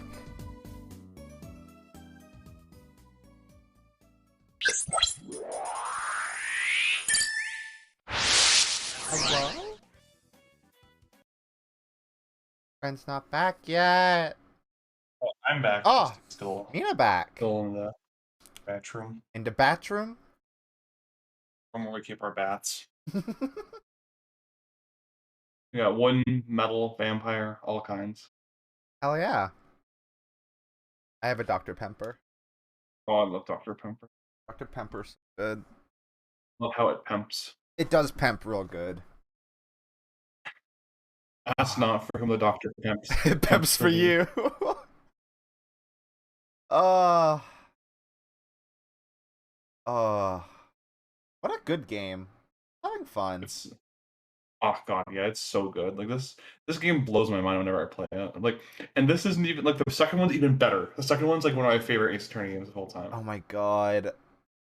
How many save slots am I allowed to have? Let's see. Question. I already have Looks 12. like around 20. 20. Plus the autosave. I'm gonna have to start rotating. That's AoE.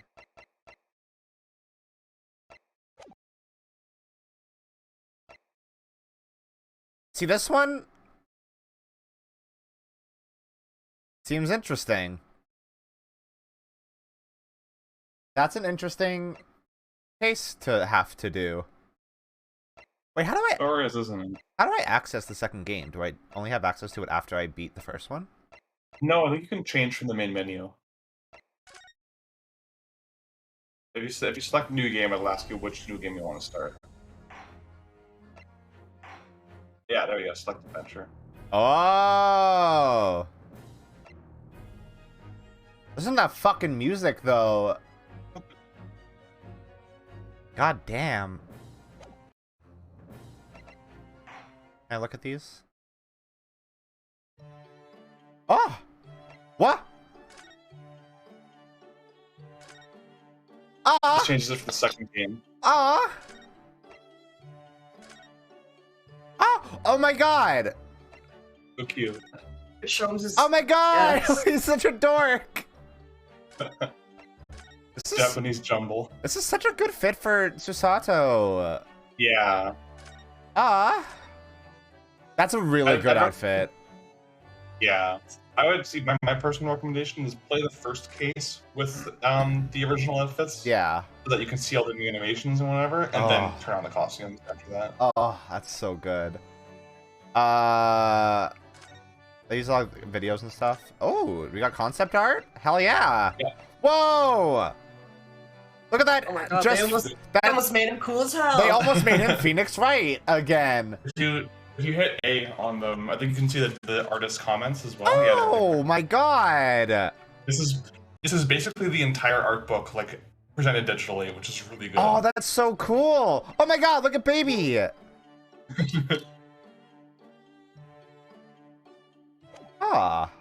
Sword. I want to see. Oh my god.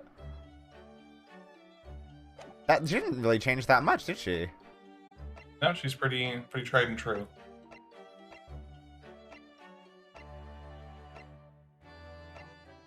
Oh! He would have looked like so much less of a dork. I don't know if you can call any look that involves a top hat and goggles less of a dork. Anything steampunk is, yeah. Still pretty dorky. I like how they give one here to Kazuma, even though he's in, like, one case. He's a really important character, to be fair. Look at the nerd. I know, they almost gave him glass. I'm glad they didn't. Yeah, like he's like Mia in that, like, even though he's not alive for very long, his his legacy is really important. Who are these Fire Emblem characters? What the fuck? Bird. Awful. Is it like a pickle Halibon? What? Yeah, the German war helmet? Oh, I yeah. thought you said pickle. Yeah, well, that's how you spell it, pickle. Mikotoba. Look how handsome he is. He's so handsome. Oh my god. They almost gave Ouchie dreads. No, I think that's his hair after his top yeah. is cut. Oh, you're so good. Yeah. Oh, you can see our cat. Yeah. Oh, kitty. Wait, hold on. Yeah, there he is. Cat. There's Dorka. What's up, Black He Cat? stanced up. Jen can run Look the at stance. look at the other text boxes. You can have RB. Oh. Beer. Yeah, I knew that. They made him look like Santa. Yeah. They really did. Oh, okay. You gotta stop looking at those now, huh? Still up. Accolades. These are just achievements, which they probably added to this for the Switch, because the Switch don't got Chivos. I just don't understand that. Like, it's not a very difficult thing to implement. No. I think Vi and I were looking at... Oh, no, Warfy and I were looking at that on Nirvana Initiative as well, where they have, like, the achievements and stuff in that, and I was, like, trying to explain, like, no, those are probably just there for the Switch, like... Yeah, no, exactly. Yeah. Okay. Case 4. Oh. Look at this art. I begin to think, Wilson, said Sholmes, turning his head languidly in my direction, that there is more to this case than that which we have observed. Indeed, that there may be another part to this story that we are yet to discover. His eyes wandered, following the steam rising from his cup of herbal tea. Herbal. Leading him to the distant memory of that snowy evening. To the young lady collapsed on the pavement along Briar Road, and to the knife in her back. Lit in the soft glow of gas lamps, a most extraordinary scene had been set. And under the cover of a light fog, the curtain had risen silently on the insoluble mystery of our invisible killer. Invisible killer, one word. Hyphenated.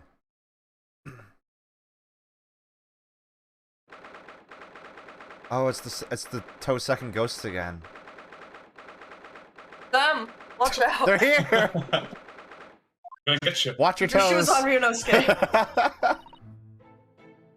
you sleep last night, Mr. Naruhodo? No, not at all. It was an enormous hotel, wasn't it? The rooms were so luxurious. I felt like we were staying in a palace. And with all the gaslights twinkling, it was brighter than day, even in the middle of the night.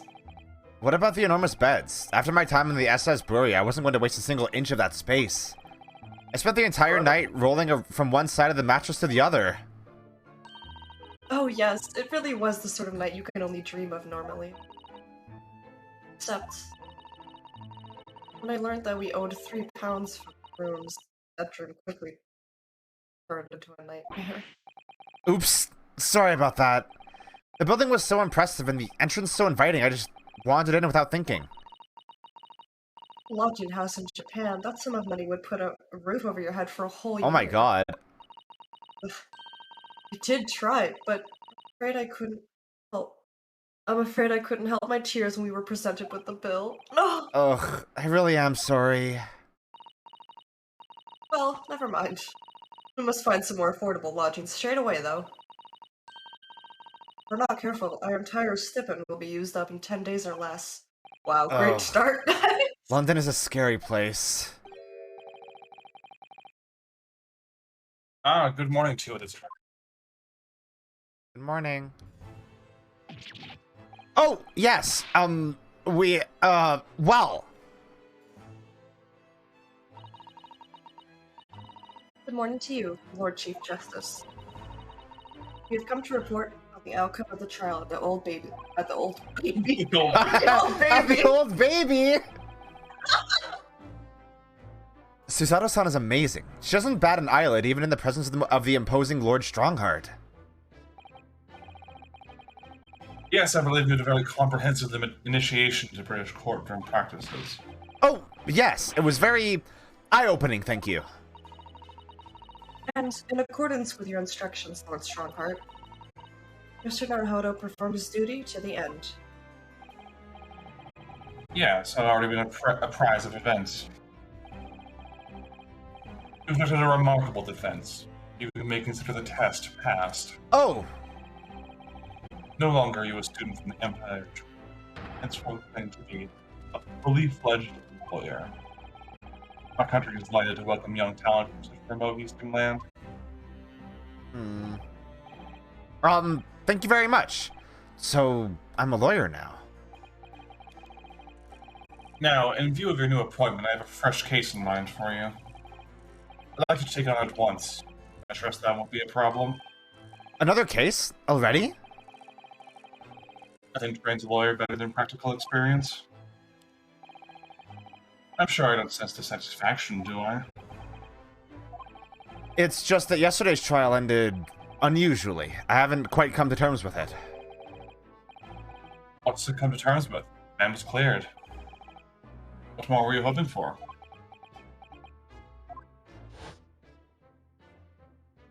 I don't need a flashback. I don't need a flashback, we just did it. The series loves its flashbacks that are unnecessary. I mean, it would be necessary if you waited like 3 days before hanging in between playing. I guess.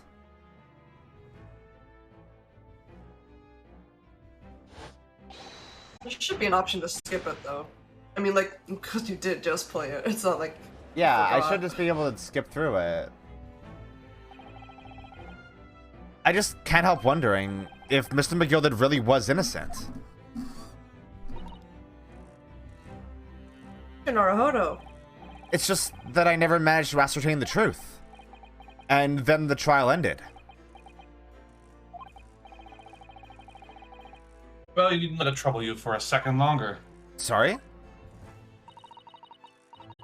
What do you mean, Lord Strongheart? Magnus McGilded passed away immediately following the trial. Oh! He was in the carriage. What? Mr. McGilded is dead?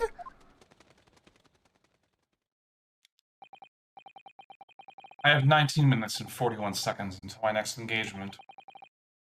Time enough to talk?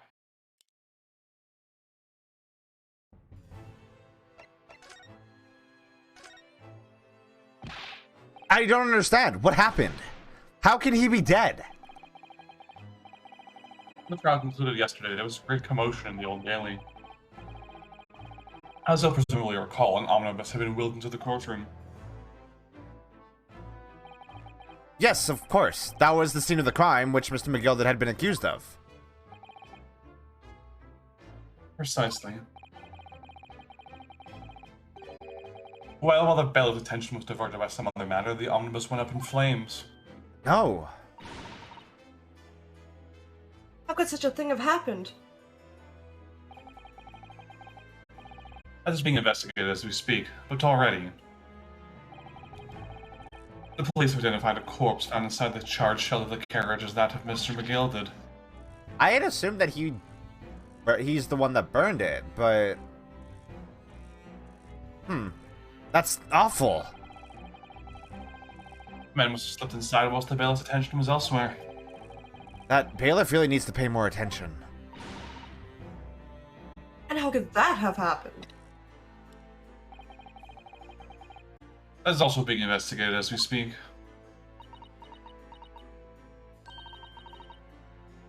Looking back now. Immediately after the trial, Mr. McGilded did mention going back to the courtroom to look at the omnibus. Yeah, I know. Yeah, I know.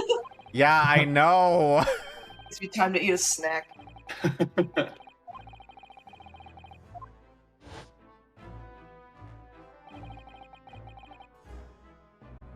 An inspection of the omnibus? Not to my knowledge, I don't believe Scotland Yard has any intention of re-examining the carriage. But then who was Mr. McGilded talking about? Never mind that now. The Yard is making a thorough investigation. The matter is no longer any concern of yours. Leave it to the police. Poor Mr. McGilded. It was rich, actually. Yeah, it's fine. Probably killed someone. Yeah, and It's really probably fast- killed someone. Really fascinating how there's no motive is ever established, though. Yeah. Like, the trial is left with the conclusion, oh, he probably killed Mason, but we have no idea why. I mean, I guess the assumption is that he killed him for the debt, right? I don't, like, what would he gain from that, though? Like, he can't take money that guy doesn't have. And he can't take money from a dead man. Yeah. Yeah. Anyone who's trying to extort is worth much more to him alive than dead. Yeah. That's true.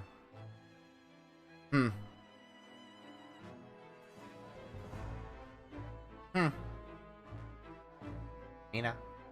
Oh, sorry, I forgot I hadn't read this yet. So, how did you find your first taste of our country's Supreme Court? Oh, well, I don't know. I mean, it was... Wow. Turns to Susato, because she'll have more to say. Mr. Naruhodo means that the whole experience was steeped in the solemnity Yeah. Solemnity. The salami. Salami. Britain's long history. Yeah. Truly a world apart from our own judicial system in Japan, which is only a few short decades old. Wow. Susato-san has such a way with words. You seem to have a way of failing to find the right one. Damn, get owned. How'd you read my mind? The judicial system here is the most advanced in the world. Learn all that you can. Soak it up like a sponge. The most advanced in the world, is it? It was fortunate that your very first trial was a simple affair. Simple? That was simple? As I believe I mentioned yesterday morning, with all trial you couldn't lose. I don't mean to be contrary, Lord Strongheart, but the case was anything but simple. The circumstances of the case were so incriminating. I was stunned when I first heard them. In fact, I'm still finding it hard to believe that we managed to get a favorable verdict. Strongheart knew, huh? About how Mr. McGilded likes to do things, huh? Is something funny? No, my apologies. However, the fact is that you did receive the not guilty verdict you set out to achieve. I don't trust this man. Like, not one bit. Not one iota.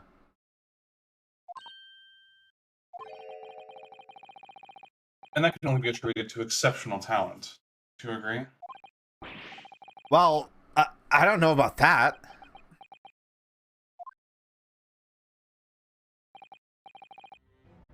Well, never mind. You exceed my expectations, I freely admit.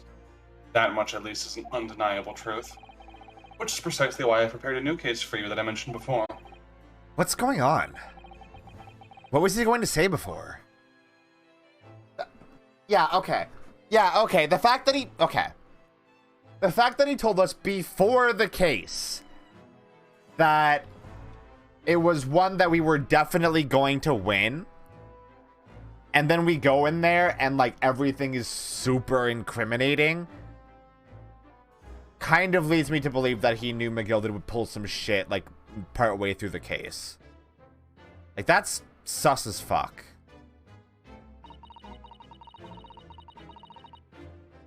Perhaps give us some more details about the new case you mentioned? Don't tell me. It's a murder and the trial starts in 10 minutes. Don't worry, it's nothing so alarming and quite so urgent as your last assignment. In fact, this case is completely different. Oh, I see. Did he just read my mind? Everybody can, apparently. That is to say, no one has died, as yet. I'm sorry? The trial will not be today. There is plenty of time to research the case thoroughly. 23 hours, 43 minutes, and 19 seconds to be precise. The trial's tomorrow, then. Is everything alright? Oh, yes. I'm just a little confused, that's all. Yesterday's trial was... Well, it's left me wondering if I'm really cut out for being a lawyer. Oh, Mr. Naruhodo. I don't know if I could face standing in that courtroom again after Mr. McGilded's trial.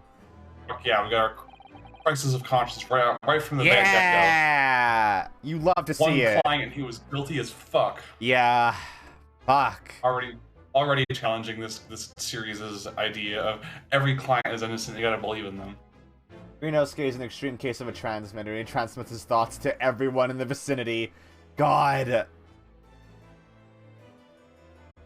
Yes, and I forgot. There's one similarity with yesterday's case. Oh? Once again, there is currently no one to advocate for the defense. Oh! The situation remains unchanged. The trial will start tomorrow with the defendant unrepresented. And if that happens, I need to remind you of the inevitable outcome. Most terrible end awaits the defendant. Yes, that's right. Ugh. Here we go again.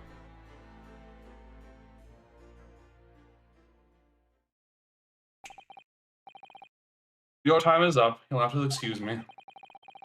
I would advise you to begin making preparations for tomorrow's trial. After all, the clock is ever ticking. There's now 23 hours, 26 minutes, and 39 seconds until the court sits. Last time he mentioned the 23 hours, he said there was plenty of time. And one more thing, Mr. Naruhodo. There is something I should like to ask you. Oh, what's that? Yesterday, you remarked upon something. That you intend to see through the will of your late compatriot, Mr. Asogi.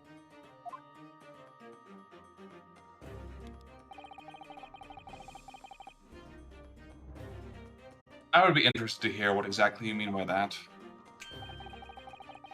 Inside 34 seconds.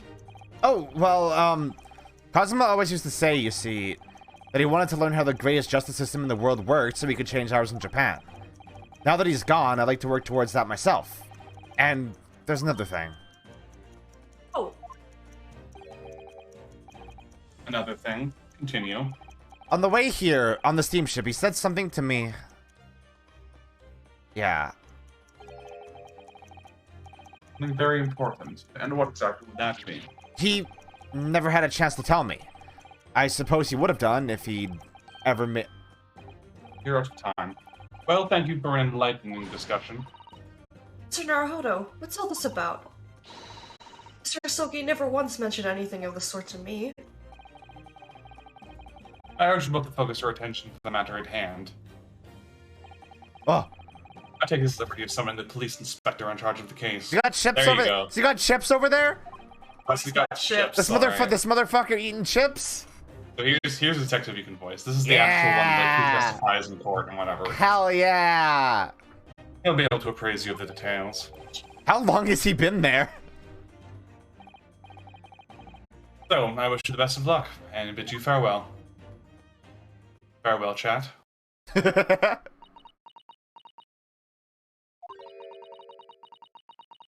Something very important that I have to do. Kazuma-san, what did you mean? I wish I knew, but honestly, he never told me. Anyway, we had better talk to the detective, don't you think? Yes, you're right. I hope I'm just imagining it, but I wouldn't say he looks pleased to see us at all. Motherfucker got chips! I like the sound of the clockwork. Ugh. Why is he eating it like an ice cream cone? Wait, That's they used what? to serve them. Wait, it's fish and chips. Yeah. Wait. Hold on. How does he do It's that? Infinite. Magic. Non-stop infinite chips. What the fuck? Dark sorcery. British. Could we trouble you? He's Oh from my God. Wigan. What should I? How should I voice him? I don't even know. No, he was the detective in that last anime cutscene who said, "Oh dear God." So. I shouldn't do my dick voice because that's unique to him. Yeah. I mean, I guess I could just try to do like a posh voice. I think he's less posh and more like, rough and tumble, like on the street English. Yeah, he's a regular dude. He's just some guy. He's just a guy. He's just a guy. What do you think? Lovely weather, isn't it? What's the weather got to do with anything? Listen to me, you young Japanese upstart. Some frippery about the weather doesn't get every English gent eaten out of your hand, you know. Ugh. This theme's so good too. This is really good. British dick. Spotted dick. Spotted dick. Ugh, but Susato-san told me it was foolproof. I'm a busy man, a very busy man. There's a crime scene to investigate, but I'm here having to give the likes of you a talking to. Oh, I'm ever so sorry. Can you imagine what the other officers there will be saying, Haven't seen Gregson anywhere, have you? No, he's too busy with the bigwigs these days. It all because of some bumpkin who's here on a jaunt from a country I've never even heard of. Hear that ripping sound? That's my reputation at the yard going to tatters! They're going to rip us apart as well. I don't believe you've been introduced. This is Mr. Ryunosuke Naruhodo, a defense lawyer. Eh? Eh? It's a pleasure to make your acquaintance. I'm Mr. Naruhodo's judicial assistant, Eh? It's lovely weather we're having today, isn't it?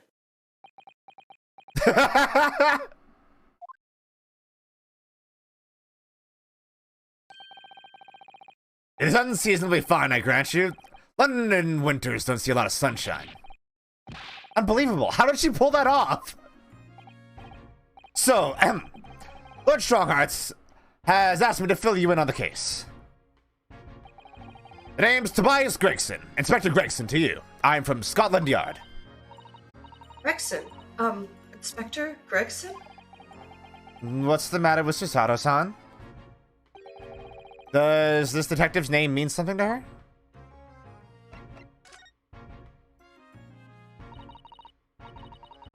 Inspector, are you perhaps... the Inspector Gregson?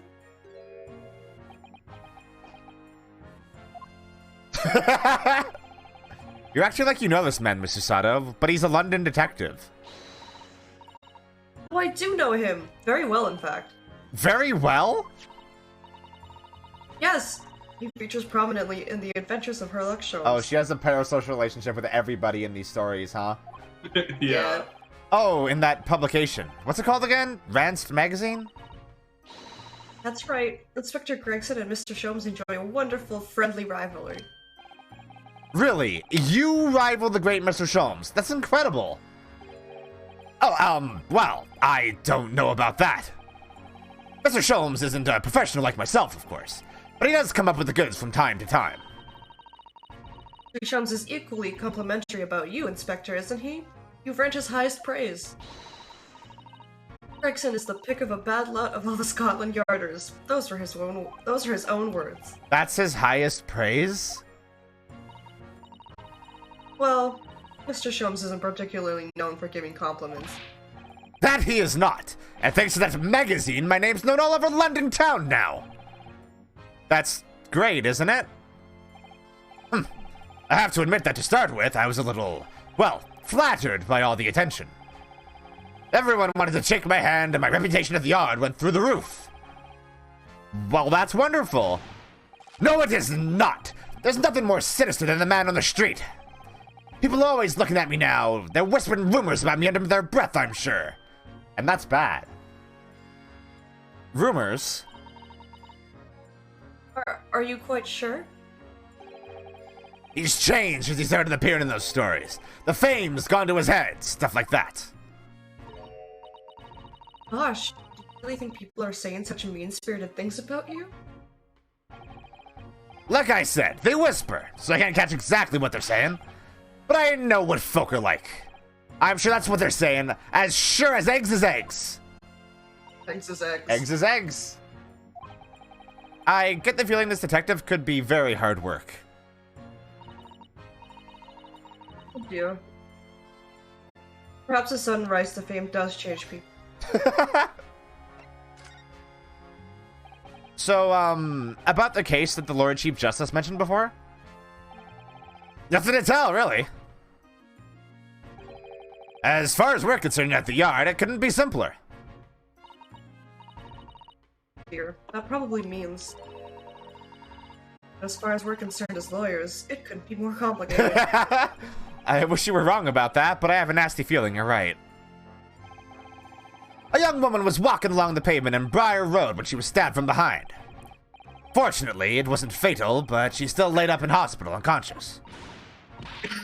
That's despicable. What sort of coward would attack the poor woman from behind? I suppose you would have finished whoever it was off with a Susato takedown, would you? That's neither here nor there, Mr. Naruhodo. Brace yourself, Ryunosuke. You've angered her now. Anyway. It's really interesting this one's an assault rather than a murder. Yeah, that's interesting. I mean, she did have a knife in her back, right? At least Yeah. as far as we saw from the little snippet of the Herlock Sholmes story. Sorry, I almost pronounced his name wrong. Anyway, after something of a whirlwind investigation, the criminal was arrested. He barely had time for a cup of tea after the incident took place, to be honest. So, there must have been something left at the scene that led you directly to the culprit? Perhaps a reliable witness who recognized the person in question? Let me stop you right there. You're wasting your time on this one. Sorry? There's nothing you can do. There's no way to help the bloke now. Why ever not? Simple. The prosecutor that's been assigned to the trial tomorrow is Lord Baron von Zeeks. No! Sounds like you've heard of him then. A genuine no. Oh yes. We are very familiar with Lord Van Zeek. Believed to be the harbinger of death itself. The Reaper of the Bailey.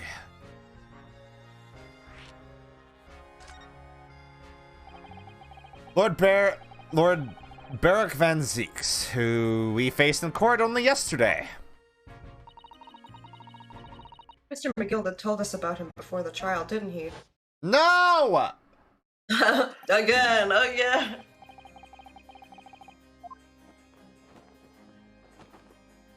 Look at him pose.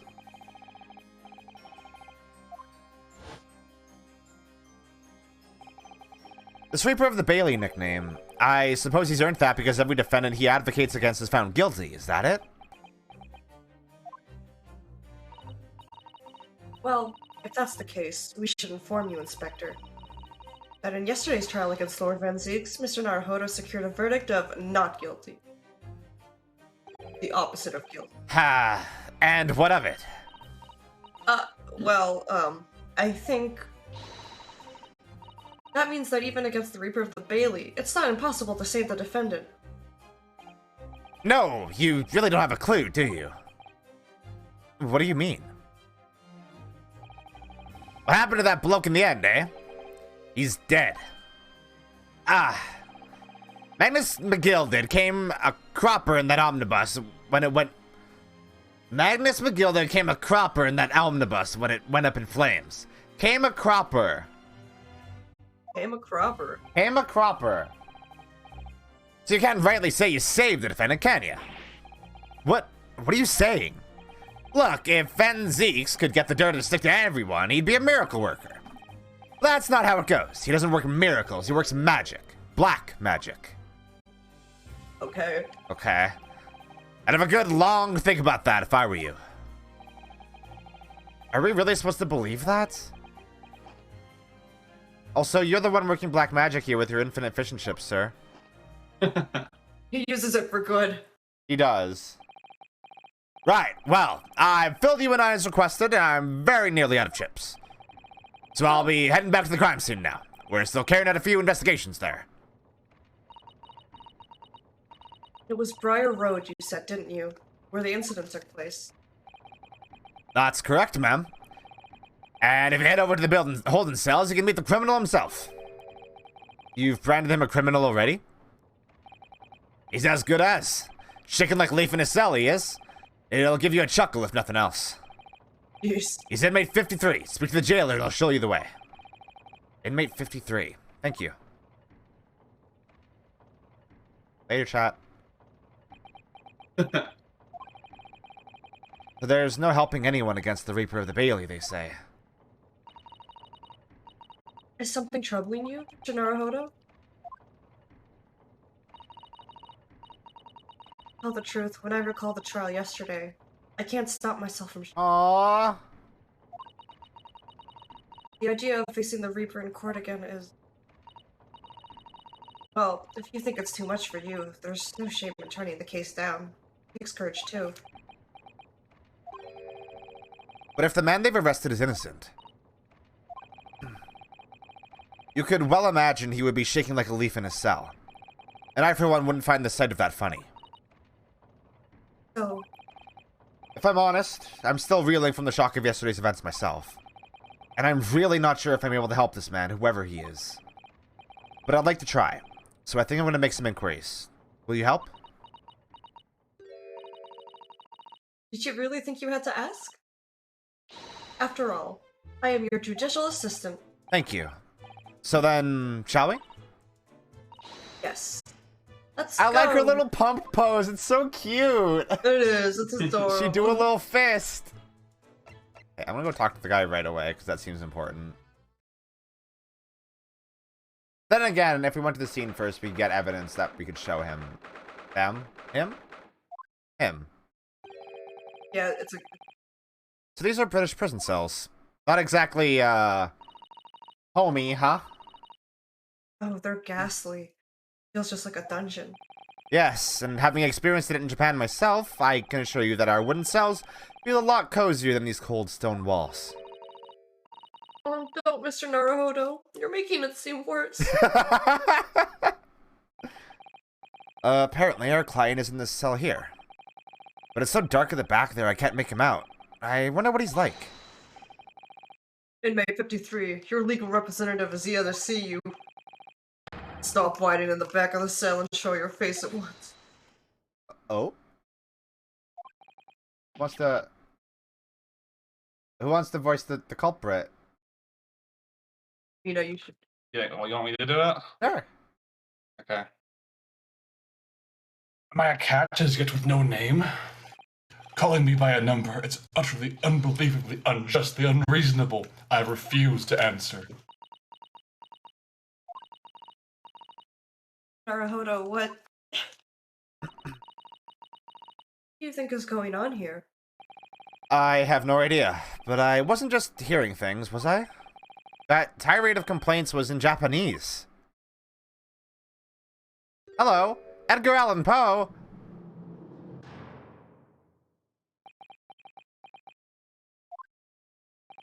What's with your eyebrows?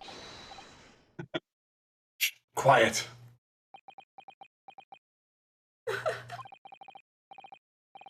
They're all around, hiding. I know they are. They're watching, listening. Even now, I can sense it.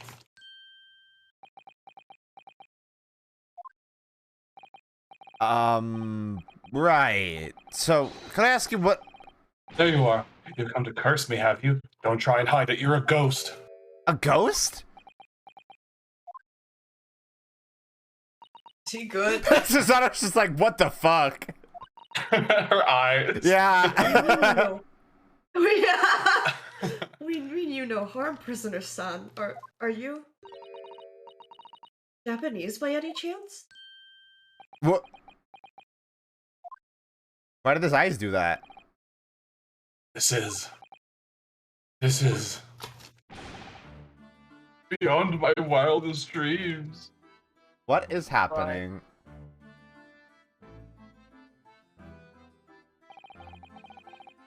Thank you for that outburst before. I'm so sorry. Oh, it's fine. We were just a little surprised, that's all. What? Imagine it. It's been 12 long months since I left my hometown, and here I am in a frightful fix in a foreign land. Aw. Hearing the sweet, sentimental tones of a compatriot's voice here in this damp, dark hellhole was a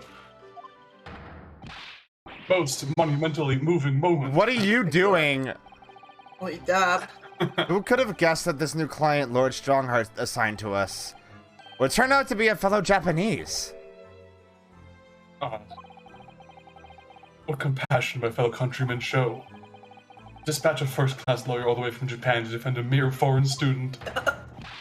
Noble, nurturing, never-failing Nippon. A first-class lawyer? Oh dear, I think there's been something of a misunderstanding here. I wonder, would you be so kind as to tell us what's happened? Why you've been detained as a suspect, for example. Yes, I can, I will. Shan't stay sullen and silent. What are you, sir? I'm not quite sure I understand what he means, but he seems happy. He does seem happy. Yes, he does. I just hope he actually has a good reason to be. Thank you for your cooperation. I am a lawyer, as you said. My name is Ryunosuke Naruhodo. And I am Naruhodo-san's judicial assistant, Susato Mikotaba. I am a visiting student sent here by our government. Notably, notoriously named Natsume. Soseki Natsume. So, this is a real dude. Yeah? This dude really exists. So, he's the author of one of, like, the best-selling classic Japanese novels, which is called Wagahai no Neko, or I Am a Cat. Oh, okay. So he's basically, like, as big and important in Japan as, like, you know, say your J.D. Salinger or your Harper Lee would be in North America. And when Shutakumi approached his estate to ask if he could use him in the game, do you know what the estate said? What? They said, yes, you can use him, but you have to make him a fucking weirdo. They're like, we're so tired of, you know, Natsume-san being portrayed as, like, this really, like, dour, serious man, so you're allowed to use him, but you have to make him fucking insane. That is good. Yeah, and Takumi was like, cool, I was gonna do that anyway. That's incredible. Yeah.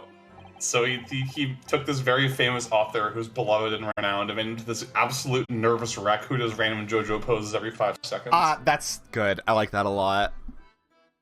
Soseki Natsume-san? What an unusual name.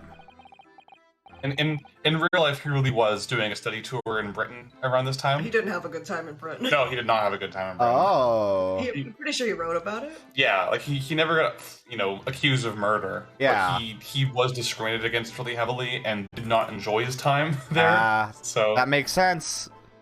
Yeah. So like it's I feel like Shutakumi wanted to set it at this point in time, like for the Sherlock Holmes factor mostly. Yeah. When he realized that Natsume would also have been in England around this time, he was like, well, perfect. Incredible. Yeah. It's just a wonderful coincidence. Yeah. Oh, Mr. Seki, please. I'm a poet, you see. A writer of haiku. It's something of a nom de plume. A nom de plume? You mean an alias? Norma de plume? Norma de plume! That's right, Naruhodo-san. No, don't be so prosaic. It's much more refined than that. And haiku? That really reminds me of home. Did I hear you say that you were a visiting student sent over here by the government? No, same hat. Yes, that's right. A year ago, I was told to go and study English. First, I had to suffer that misery, and now this. It's beyond the pale. Suffer that misery? Did you not want to study here?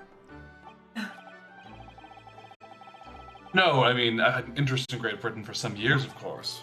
Oh. But just because the government tells us something doesn't mean you can do it? No. What do you mean? They told me to study English literature. That I could have understood. That's my field. But no, they told me to study the English language. Utterly, unbelievably, unjustly unreasonable. I see.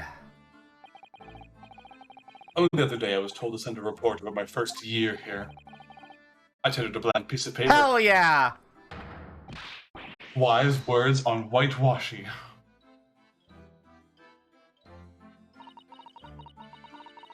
You must be a man of great standing. Oh yes. So I'm often told. And often like to be told, it seems. Okay.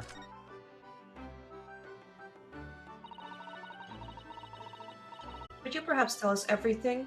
Tell us exactly why you've been arrested, Soseki-san? I didn't do it. I didn't commit that atrocious murder. Murder? Oh, no, it's alright. The woman didn't actually die, did she? But she was stabbed with a knife right before my eyes. Before your eyes? Oh. You mean you saw the attacker? I didn't see anyone. What? I'd seen the person who did it. You think I'd be locked up in here? Knowing this country, yeah. Oh dear. It seems this case is becoming rather complicated. Why me? Why me? Why did that silly woman have to be stabbed in front of me? Yeah, it's her fault. That's horrible. Curse of London. It's incredibly, inexcusably, irritatingly inconvenient. So Soseki-san was there at the scene, but he didn't see the attacker. Vital that we find out more about the case. Okay. Yeah. That's all. Oh, there we go. It was an accursed evening just after the snow started to clear and heavy with fog. I went to the bookshop to buy more books, and I was on my way back to my accursed lodgings. Sure, the bookshop wasn't accursed too? As I was walking on that accursed pavement, I could make out the sole silhouette of another ahead of me. A woman wearing a green overcoat she was, and just as I went to overtake her, Ah! she suddenly let out a little scream and collapsed onto the cold, hard slabs of stone at my feet. Ah! He's freaking out! Oh, Terrible. I called to the woman, but she didn't move. It was like a ghostly, ghoulish, grim graveyard. Slight exaggeration there, perhaps. I was terrified. I had to get away from it. So I ran as fast as my legs could carry me back to my accursed lodgings. That's not good. You'll say it was shameful, I know. Run away like that. Tell me, Soseki-san. The victim an acquaintance of yours? Don't be ridiculous. Do you think I know any of these fair-haired English, and young women at that? I'm diffident, shy, timid, unsure. I can't talk to people. I see. A young woman unknown to Soseki-san. And at the time it happened, who else did you see nearby? Did anybody pass you? Regrettably. Apart from myself and the woman, I didn't see a soul. No one. Oh, great. So the victim was unknown to you, and there was nobody else on the street at the time. That creates something of a conundrum, doesn't it? What conundrum? Conundrum. What do you mean, Susato-san? What's the conundrum? Well, if what Soseki-san has just told us is true, there's something I can't explain. He says that he didn't know the victim, and that there was no one else at the scene. And he apparently fled without having been seen. I did. But if that's the case, surely this man has to be the culprit. You. Well, somebody else had to have been there, otherwise, like, to see it, right? What did you just say? Nothing! I didn't say anything! Oops, perhaps I thought that a little too loudly. Actually, that's not what was troubling me. What I was thinking was, how did Soseki-san actually come to be arrested? Sorry? He didn't touch the victim, and there was nobody at the scene to see him. So how did the police ever discover that he was there in the first place? Oh, yes, she's right.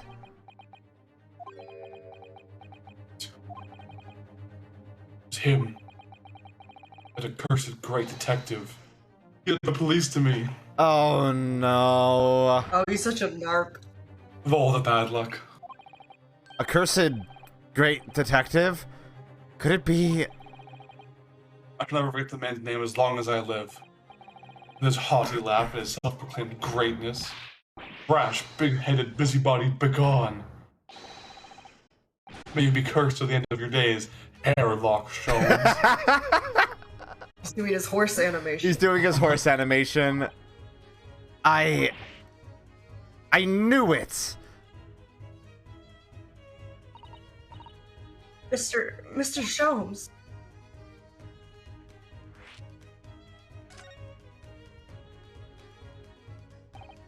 Well, I didn't expect to hear that name from this man's lips, that's for sure. It was the morning after that nightmare had unfolded on the pavement before me. I was gnawing on a sliver of hard cheese when some men suddenly burst in through the door. They started shouting at me, "This is the police, put the weapon down." Yes, it was a thin sliver, and yes, it was hard, but it wasn't eating a weapon. He was nibbling on cheese like a little mouse. Disgusting dietary discrimination devils. Wait, why were you eating cheese? You shouldn't be eating that. You clearly had a trying morning yesterday. There he was. In the middle of all the policemen, grinning like a Cheshire cat. That Hairlock Sholmes. It's actually just Herlock Sholmes. It's English. I've since found out there's a famous name of detection here in London. Yes, the great detective is really, really well known. His over-the-shop mind managed to deduce my whereabouts, apparently. He thinks I'm the knife-wielding madman. Me, this weak, stooped kitten of a man. Aww. I wonder what great deduction process led him to his conclusion this time. You mean to say that Mr. Sholmes' deduction was the only reason the police arrested him? That would be really most unreasonable.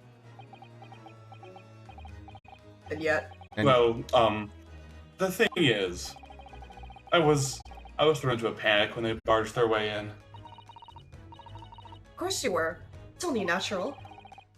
I was terrified and trembling, and they kept throwing question after question at me in impossible English. Fiendish foreign flim-flammery. Well, we are in England. You can't really blame them for questioning you in English. Good point. But my mind went blank. I knew I had to answer, but I didn't know what to say. So I just kept repeating things like, yes I do, and I'm fine. Oh no. Cute little reference there. Next thing I knew, I was in manacles before I knew what I was thrown in here. Oh dear. I'm afraid that's hardly surprising. I'm fine? He's not fine now. Oh, you can see a little eye twitch. Yeah. Mr. Naruhodo Esquire. Oh, you can just call me Naruhodo, and when we're speaking English, a simple mister is more than enough. Oh, yes, alright, yes. They've really got to me. This country's poisoning my mind. Please, I beg you to defend me in court tomorrow. You can tell them what really happened. You'll do it, won't you? Well, Why? Why is it so hard to say yes to me? well, the thing is, I'm just a student like yourself, on a study tour. A student? I have defended the case in the Old Bailey, only the one, though. But at this moment in time, I really don't know what I'm supposed to believe in. I'm confused about what justice in this country even means. Oh, Naruhodo-san. I'm not even the foreign student who was supposed to be here. I'm a sort of locum lawyer, I suppose. But that armband is the mark of a defense lawyer of my great empire. It's a keepsake from the man who should have been here. He was my best friend. I guess that is a little bit misleading, isn't it?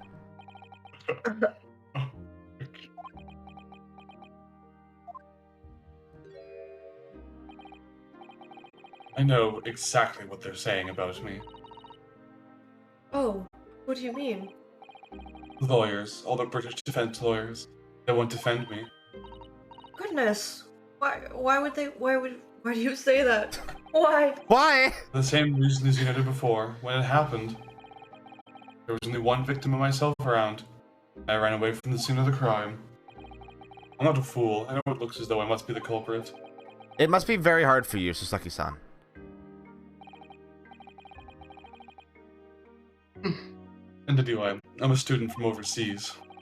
I'm just a foreign nobody to them, someone not to be trusted. I heard them openly laughing about me before, in my earshot without any compunction Wow, at that's all. fucked up! Any trial for this man would be a waste of time, they said. And of course the foreigner did it. They even had the gall to say the man doesn't understand half of what's being said anyway. That's awful. They're wrong. I studied more English than half of the policemen out there on the street. That's probably true. Yeah. I've traveled halfway around the world to learn about these people's country and its great history. But no one here wants to listen to a man with a strange accent. They all hate me.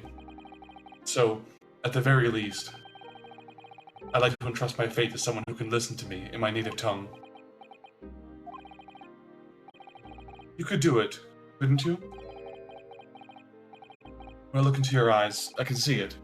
I can see what you've been through. Sasaki-san, it's just that...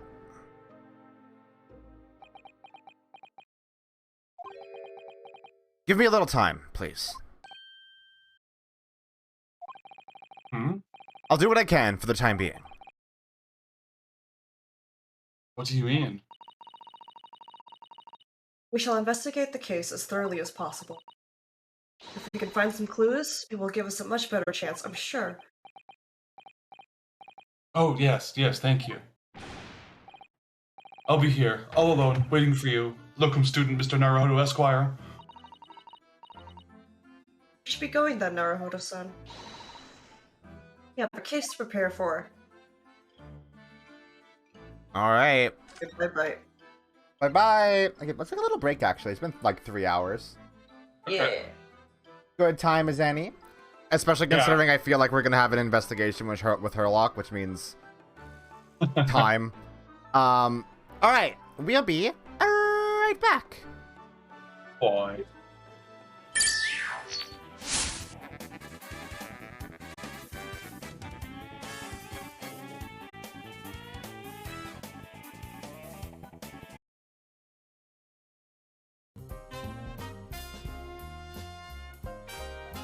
Welcome back. Hello. Wow. Hi. Whoa. Let's investigate a street. Yeah. Let's check this street out. The road of briars. I hope Ryu is here. Ryu from Streets. Street. Guess I get some water with no ice ready for it. And dirt. God, it's so gorgeous. What It's the fuck? so pretty. For London, yeah. It's very good art. Look at that William Robbins. Ah! Ah. Really? Really? Straight up? Just Flip it around. I mean, Robbins, Robin Williams. yeah. Yeah.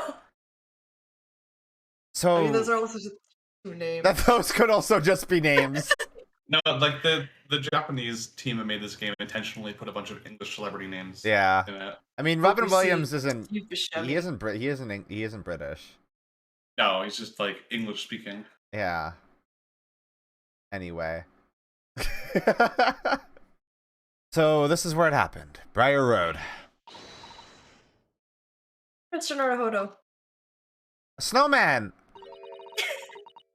look at that regulation metal helmet. It's unmistakable. The men of Scotland Yard are here. They're investigating as we speak. It's the cops. Get out of here. That Scram! that is their job, you know. But Mr. Naruhodo, just see one with my own eyes. They look exactly like the bailiff, Susato. Same model and everything. Yeah. They're often depicted in the Adventures of Herlock films, but I never dreamt I'd ever come this close. You can pet one. To a real Bobby's helmet. What? The helmets? Of course. I have to try one on one day. Well, I hope your Hattie dream comes true. Ah! Fades in.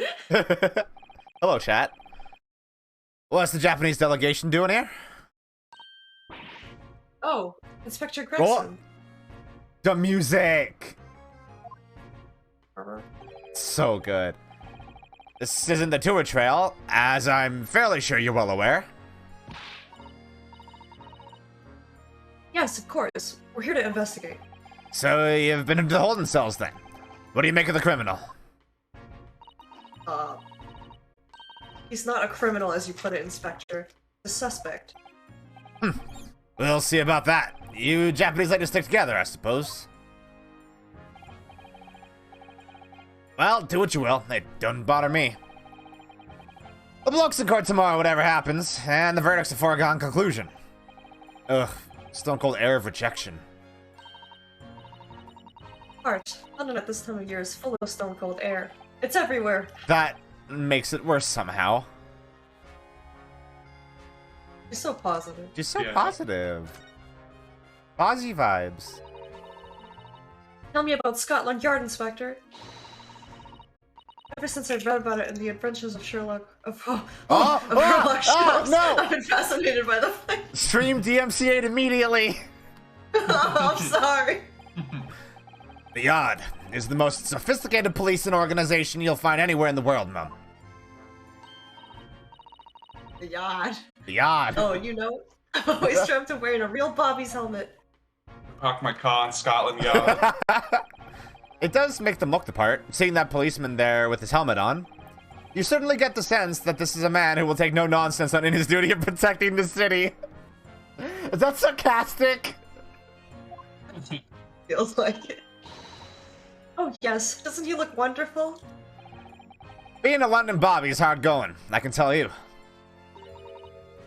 Oh, really? First thing in the morning, you know what he does? Goes round and rouses all the laborers on his beat so they can get off to work. What? He wakes people up? Yep. He raps on their windows with a long pole. Did it myself, going back a bit. I had no idea. Bobby works for the people of the town. It's just another one of his duties. After that, he starts tirelessly patrolling the streets all day long. He has to cover 20 miles a day. That's the regulation distance. I can't really imagine how far that is, but it sounds like a long way. Cops were essentially just alarm clocks, and then Yeah, back when security guards. back when cops actually contributed to society. Funny joke, cops never contribute Ha! to society. Good joke. Let me see. 20 miles. That's approximately the distance from Tokyo to Yokohama. On foot? That's definitely taking things a step too far. God, that is a joke, isn't it? Rinosuke's getting us with these news. And when it gets dark, of course, he has the important job of lighting all the gas street lamps. Why? And I suppose in between all of those duties, Bobbies are expected to investigate cases as well? And chase after criminals trying to evade the law? I'm not sure you could call it in between exactly. More alongside, but yes. They're expected to handle those jobs as well. We do have men killing over from time to time, I admit. That's not good. That's not great. I always dream of wearing one of those helmets. Sad. But it's with a heavy heart that I shall have to relinquish that dream to you, Mr. I don't want it. it. Your heavy heart will be my heavy head if you do. God, he's full of jokes today. It happened around 5 in the evening, 2 days ago. Just there on that open bit of pavement. The victim, a young woman, was stabbed with a blade from behind. Is it right that the lady is still unconscious now? You mentioned that she's being treated in the hospital. I never said she was a lady. Truth is, unless she comes around pretty smartish, we won't be able to find out much about her at all. I suppose they haven't been able to take a statement from her, of course. Here's a map of the local area I happen to have on me. You can take it if you want. Really? Are you sure? It's a Yard policy to give lawyers defending suspects the odd bit of information to go on. I haven't actually accepted the job yet, but still. Thank you, Inspector. We gratefully accept. Okay. The local schmap. Anyway, as far as we know, there was no one else on the scene other than the victim and your fellow countrymen. So who did it, do you think? Not much of a head-scratcher, is it? Well, I know Mr. Natsume is also claiming not to have seen anyone else around, but... That's because he didn't see anyone. Doesn't mean we can be sure that nobody else was present. I'm sorry to have to tell you, but we most certainly can be sure. How? Because, ma'am, the precise moment of the stabbing didn't go unnoticed. What? We have 2 very reliable witnesses, no less. Oh, It was a typical foggy London day, and your client obviously didn't see him. There were witnesses now. I want to look at the map really quick. Familiarize myself. Meerschaum. Calabash. These are words. Who are these witnesses, Inspector? A fellow and his wife. And the man's one of the most reliable and respected citizens in all of London. Magnus McGilden. He's a copper from Scotland Yard. Oh. You. A policeman? That might change things. This policeman just happened to be there at the exact moment the woman was attacked? Suspicious. Nothing peculiar about that, Mum. Part and parcel being a Bobby, catching them banging the act and all. Do you think it might be possible for us to ask that policeman a few questions? Be my guest. You can ask him what you like. In court tomorrow. Oh. I have no doubt he'll be summoned as a witness. So, that'll give you something to look forward to. That's that then. He's got no intention of letting us meet the man beforehand, it seems. Policeman witnessed the incident. As your judicial assistant, I must warn you that this could make her job very difficult indeed. Yes, as a non-judicial assistant, I could have warned me of that, too. Be nice, Ryunosuke. Oh, yes, one more thing, Inspector. What? The person who led you to the suspect. I hear that was Mr. Herlock Sholmes. What are you bringing him up for? That's my ex. But he's looking down. Was it something I said? The color is drained from his cheeks. I like how he's even got like a green coat, like kind of like Gumshoe does. Yeah. Who did you hear that name from? Oh, well, it was Mr. Natsume who mentioned it. He said that Mr. Sholmes was with the police when they entered his lodgings. I'm sure it was the result of one of Mr. Sholmes' inspirational great deductions. Fiddle faddle! Oh! The man's an amateur, and I'm getting sick and tired of him showing his mug everywhere. Oh. I don't know where he gets this information from, but he turns up at the scene of the crime, wanders around spouting incomprehensible rubbish, and before you know it, he claims to have solved the case. Yes, he's quite astounding, isn't he? He is a great help to Scotland Yard, though, isn't? Gibble gabble! What does that mean? Ever seen this before? Oh, yes, that's Rance Magazine. A wonderful publication in which the adventures of Herlock Sholmes appears. Yes, well, that wonderful publication, as you put it, sees fit to include several of the Yard's detectives in its stories. And the so-called Great Detective makes a mockery of all of us. If you ask anyone at the Yard, it's a misadventure to be included in any Herlock Sholmes tale at all. Well, I suppose there is an element of that. We work our socks off, every one of us, only to be frumped by the public thanks to that obnoxious detective. The man's as dangerous to us at Scotland Yard as he is to all our criminals. That can't really be true, can it, Inspector? Clearly, the Great Detective and the police have a complex relationship. Divorced. They are divorced. I have a lot of respect for private detectives because A, they're not bound by the letter of the law. B, they're not part of a violent institution. C, the cops hate them. Yeah, you know what? Excellent points. That twitchy Japanese bloke goes on trial tomorrow. Are you going to defend him or not? Well, Makes no difference to me, but I will just say this. No London lawyer worth his salt would touch that case with a barge pole. Because the prosecution is being handled by the Reaper of the Bailey, you mean? Reaper of the baby. Reaper of the Baby. There's no way to save the man now. It's a waste of time trying. It is all a bit strange, though. Sorry? The Reaper, he hasn't appeared in court once for a good few years now. Yes, we did hear something to that effect. And the only people he usually bothers with are the real scum. The master criminals. The violent ones. master criminals? The violent ones? That's right.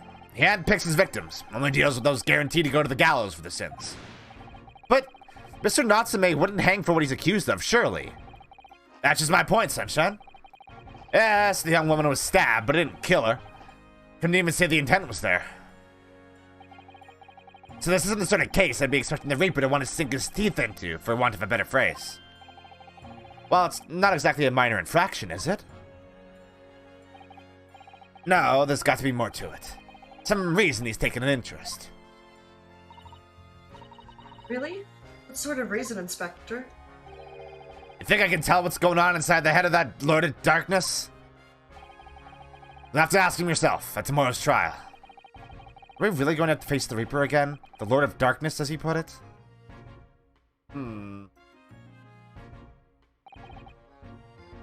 Well, we better be hitting the old dusty trail. I don't think we're going to get any more useful information out of the detective. Fades out. Naruhodo, can I make a suggestion? Oh, yes, what is it? Well, it seems to me that we must speak with him about this.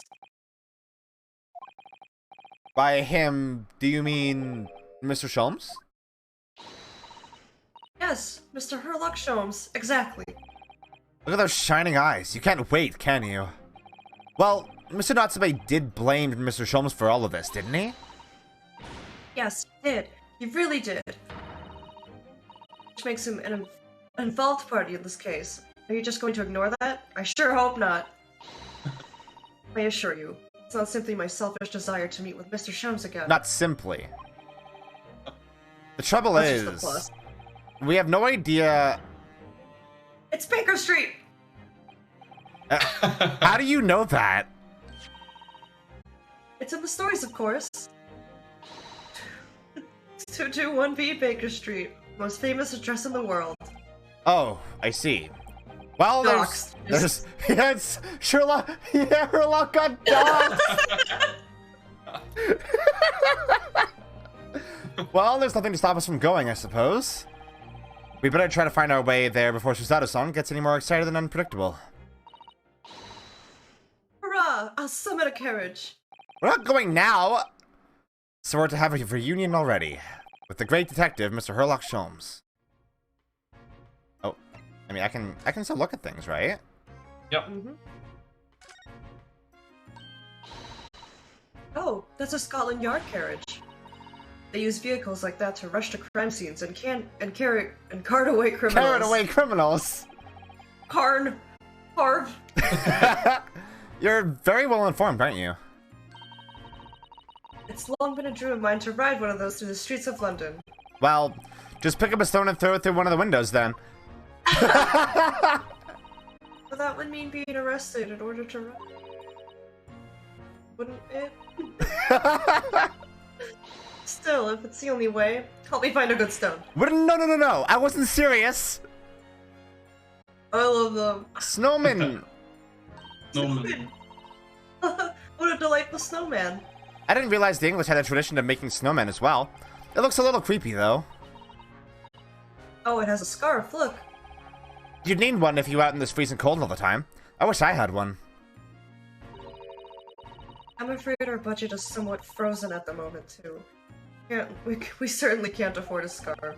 Surely the snowman here wouldn't miss his. But the person who made the snowman certainly would. Yes, I know, you're right. Anyway, even if I borrowed it, it wouldn't do much to warm my neck, would it? It's covered in snow.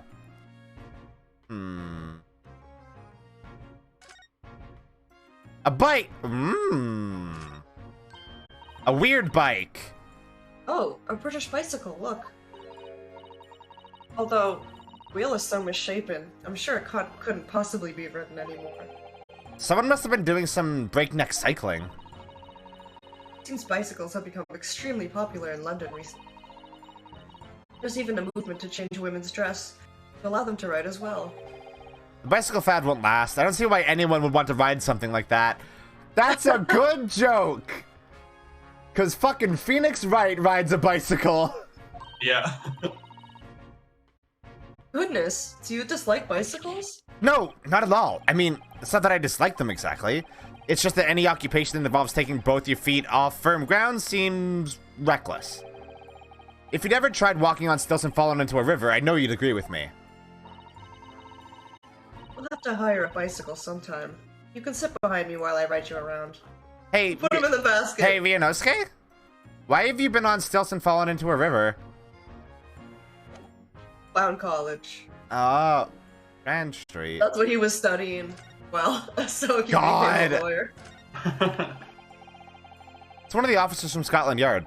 The police are making sure the crime scene is undisturbed. I have a feeling that if we wander too close, we'll be clapped in irons. We'll be clapped. I think perhaps you're being a little overcautious. We've done nothing wrong, so we have no cause for concern. Oh, no, I'm not getting caught out again. Twice is enough. Twice I found myself in handcuffs despite not knowing a thing about what was going on. Yes, you've had some dreadful experiences. I'm sure that it's that wide-eyed look of panic you're so prone to. It does you no favors at all. Ugh. Alright, I don't know if there's actually anything else to look at here. You should pet the horse. No, it'll bite me. You're smart. You get it. Yeah. Don't trust horses. Don't trust them! Don't trust They're them. demons! I'm so contrarian to this. I like when I was younger, I used to be a horse girl. Oh, and the only thing that no. stopped me from becoming a real horse girl is money and access to a horse. So Vi and I have literally been talking about a character in FF14 that is a horse girl, but for dragons. whenever Mina expresses hate towards horses, I try to express love. It's a good thing they don't exist, though. I don't know, my fingers have been in a horse once. Wait, you can't just say that! I was feeding it and then it, like, ate my whole hand, but it didn't bite. Okay. Just let it. What if you, like, pulled your, like, hand out and there was no hand? No, because I could trust this foul creature. You can never. It's foul, but trustworthy. You can never trust. You post can it. never trust a horse. I'll post the video of it. And Did you die? Oh, Vi, I love you. I don't think it ate. Is that the video? No, he just like licks my hand in that video. No, I think this is the one where he tries to eat your fingers. A horse tried to He's eat like- your fingers? Yeah, that's when I said my fingers were in a horse. Oh, one. okay.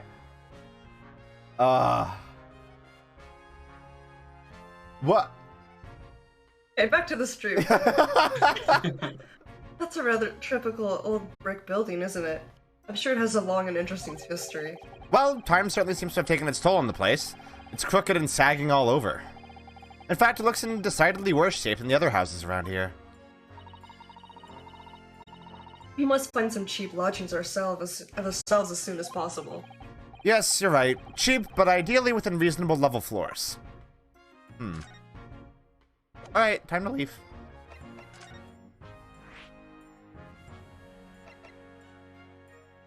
Oh my god. Calm down. He's a fangirl. He is a oh, You're gonna tell a anime! 15-year-old fangirl to calm down about Shomes. Anime. You were on Tumblr back in the day. I you was on can't Tumblr. that. I occasionally engage with Super Hulock. Good day. Good die. Thanks again. Cool call.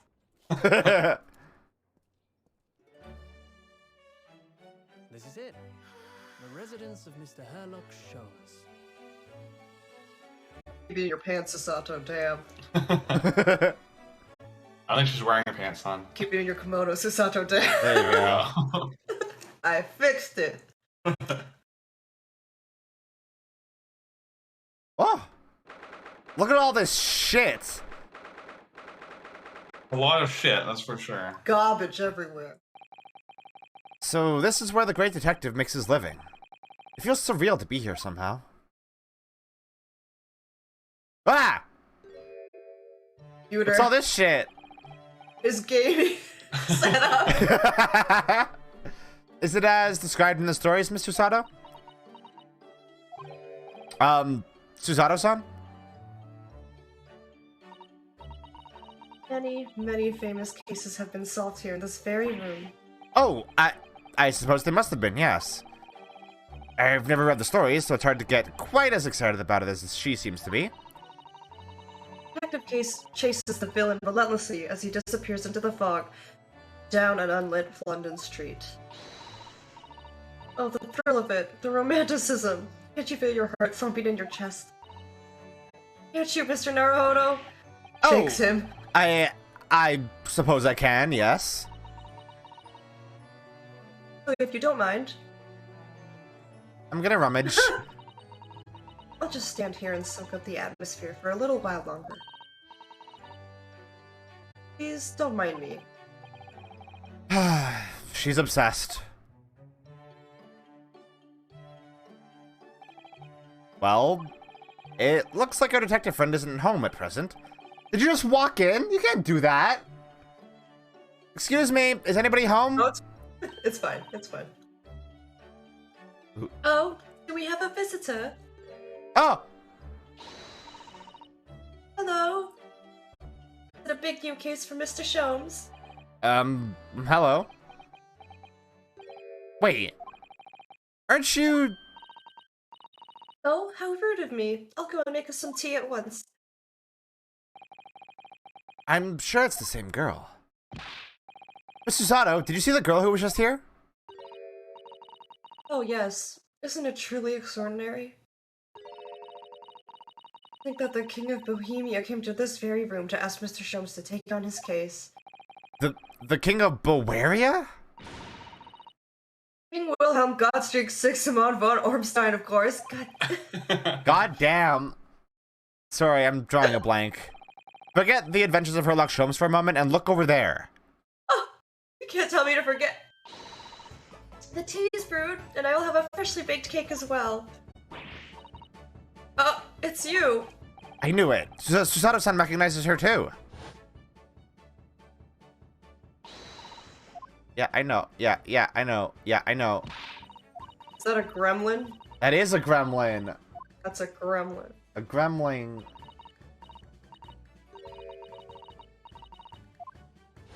Gremling. Gremlin. A gremlin. It's the girl who turned up at the end of Mr. McGilden's trial in the defendant's antechamber. I've never met a lawyer from the Far East before. Or you having to get straight to work when you've only just arrived in London. Oh, yes, it was challenging. Well, try this tea. It's my special blend, you know. Oh, thank you. Is tea supposed to look that color? I don't imagine so. Oh my, what a fragrant yet mellow flavor. Hooray, it's a winner! I tried blending different leaves designed to alleviate fatigue, you see. You must be exhausted after your long voyage here. You'll have another ticklish trial tomorrow. Ticklish? Trial? How'd she know? Oh, and you're to defend a Japanese man. I do wish you lots of luck. Look at Susato's face. Did Mr. Sholmes tell you about us by any chance? Oh, you know Hurley, do you? Hurley? Mr. Sholmes to you, surely. Mr. Sholmes is a fellow passenger on the boat that brought us to Great Britain, you... Was he really? Well, I had no idea. I'm afraid Hurley's out on an errand again today, even though he's just returned from overseas. Wait a minute. Who takes care of you? We met this girl for the first time ever yesterday after the trial, and only briefly at that. How on earth does she know so much about us? She deduce all those things, do you think? Perhaps more to the point. Why is she even here in Mr. Sholmes' suite? Oh, silly me. I haven't introduced myself, have I?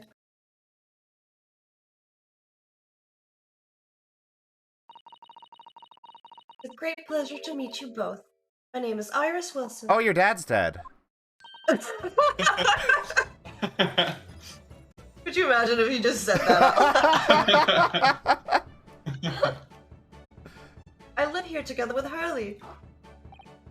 Ah, Iris is it? What a lovely name. What? What's the matter? Oh, wait, this can't be. Did you say that your name is Wilson? What's the matter with Susato-san? Why is she so flustered all of a sudden? She just looks at Reno and goes, Your dad's dead! Pulls her collar. just makes the grimace emoji in real life. Yes, that's right. And what are your names? Oh, I'm Ryunosuke Naruhodo, a lawyer from Japan. Oh, I'm sorry. Oh, baby loves you. Aw, baby, I love you. I'm Mr. Naruhodo's judicial assistant, Susato Mikotaba. It's wonderful to meet you. Lovely. Susie and Runo. Got it. Runo. Susie? And Runo? There's more to this girl than meets the eye. She's a transformer! I have to say it every time. I have so many questions for her, I don't know where to start. Yes. And so do I. How's your dad?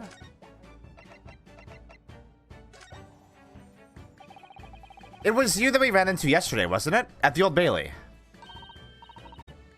Yes, that's right. You were ever so helpful. Thank you so much. Oh no, not at all. Sorry we couldn't have been more welcoming. Though at the time, we did have a rather large gun pointed at us. Like this? Not like that. Thinking back now, you left with Miss Lestrade in tow, didn't you? Oh yes, that awkward witness, Gina Lestrade. Oh, Ginny? Or Ginny? Ginny? Yeah. Ginny. Ginny? Yeah, she's a professional pickpocket. So we found out. It was very naughty of her to pinch my invention like that. Are you referring to that trial-disrupting gun-like contraption? Exactly. So I followed her, you see, to get it back. Perhaps I should think about fitting a self-destruct mechanism. No. This girl is dangerous. Anyways, I brought Ginny back here after that. So she could apologize to my trusty technician. Sorry, you're a technician? Hurley, of course, silly. Hurley? Oh, do they have like a Phoenix and Maya type? No, Phoenix and Trucy type like relationship. It's so cute. I love the way that it is that, yes, but Herlock's also like her dad kind of. Yeah, I mean he would have to be. Yeah. Let's call her. Whoops. Yes, Herlock Sholmes. We live here together. I had no idea the great detective had such an interesting young daughter. Daughter? Not likely. He doesn't get pussy ever. What? I wouldn't call him Hurley if he was my father, would I? He's my roommate. Oh my god, they were roommates. Well then, what is your relationship with Mr. Sholmes? Well, I expect you found out that lodgings of any kind in London are very expensive. So the solution is to share the cost with a partner, a roommate. Oh, literally. Your roommates? Oh my god, they were roommates. I hope you don't mind me asking, Iris, but how old are you? And at last this year. Well, what of your mother and father? Oh, no. They're not around. Oh, I see. I wonder what the story is there. Ryunosuke! You know! You know! You know half the story. That story is your story! Oh yes, there's something I must ask you. Of course. Go ahead, Susie. I am a very great fan of the adventures of Herlock Sholmes, and... Oh, you have a copy of Friends magazine. Yes, I read every issue. Delivered all the way to Japan on a ship. Oh, this is so exciting. My stories are being read on the other side of the world. Right, so she's the Wilson that's talked about in the little interludes before the case. That's cute. My stories? That's right. Charlie is always solving such amazing cases, you see. He tells me all about them. They really are quite fascinating. It would be such a shame if I was the only one who ever heard them, don't you think? Goodness. Last time he was telling me just about it, all about a new case he just solved on a steamship traveling from a faraway land. So I was just in the middle of typing up the manuscript for the next issue before you came. So you are the author? Yes, I'll let you in on a secret if you like. I'm going to call the latest adventure The Speckled Band. The Speckled Band? That's certainly very familiar. Of course, I always change one or two details in the stories, here and there. She's gonna keep the snake bit.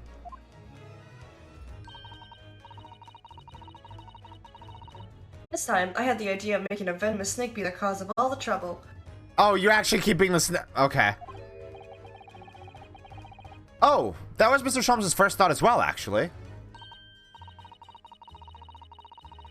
Yes, and of course I know that a snake might not be a credible fit for the facts of the case exactly, but...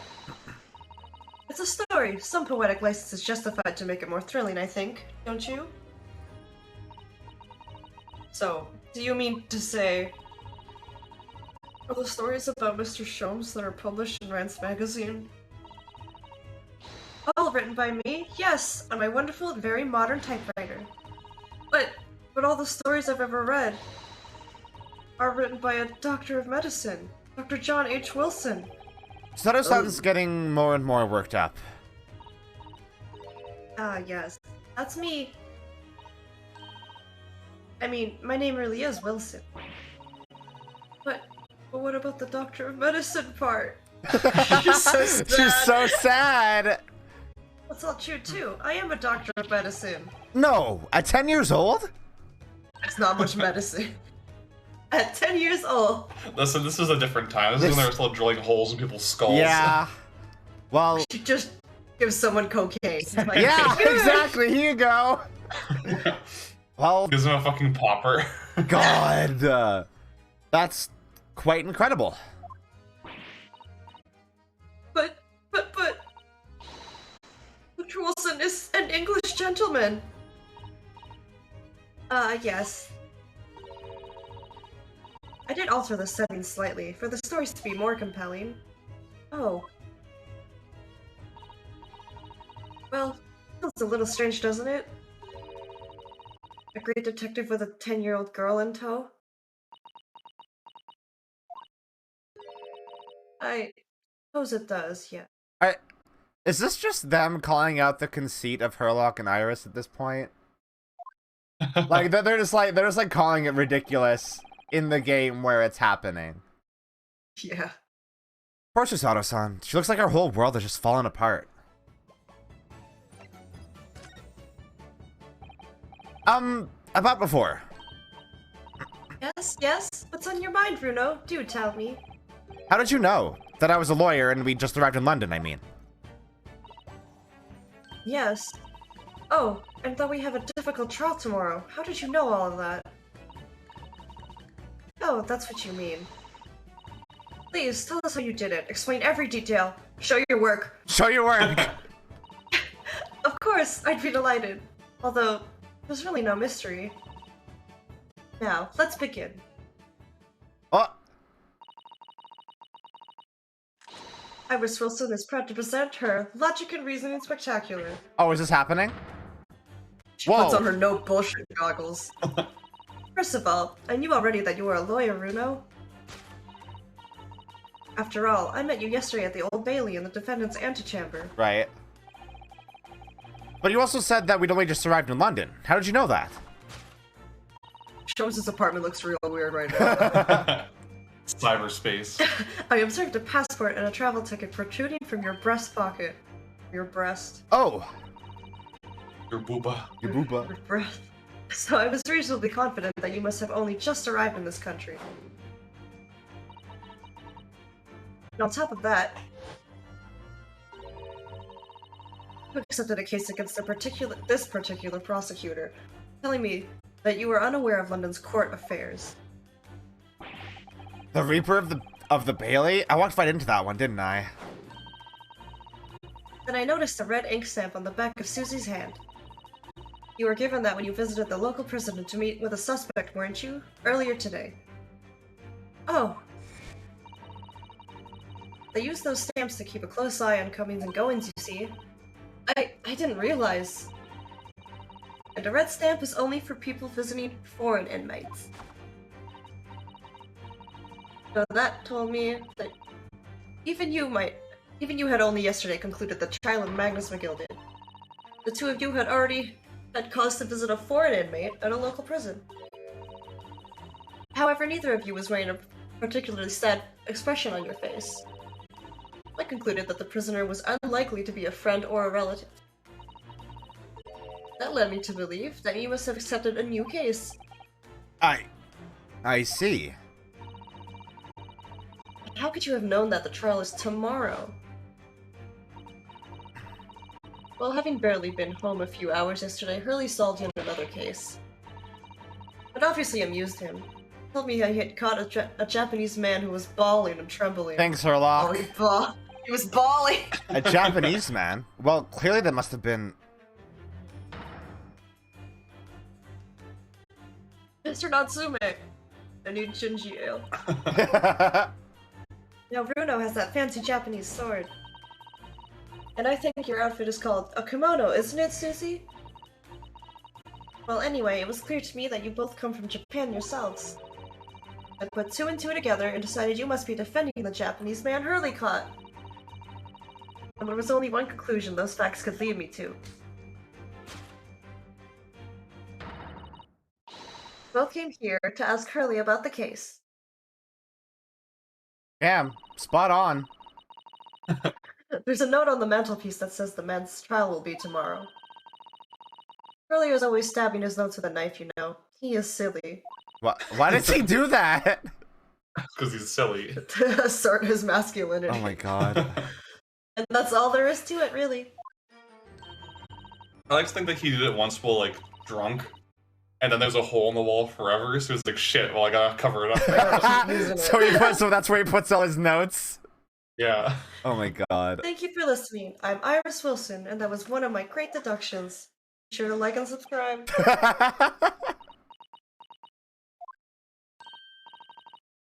Well, was it a winner? Were my deductions correct? No! They were spot on. That was amazing, Iris. I've never been read to Felf before. Truly a great deduction. You even managed to certain something of Mr. Sholmes' delivery. Oh well, I was just copying Hurley's style for that. It's really very good news. You tell us all about the case involving the Japanese man. You will, won't you, Iris? Please.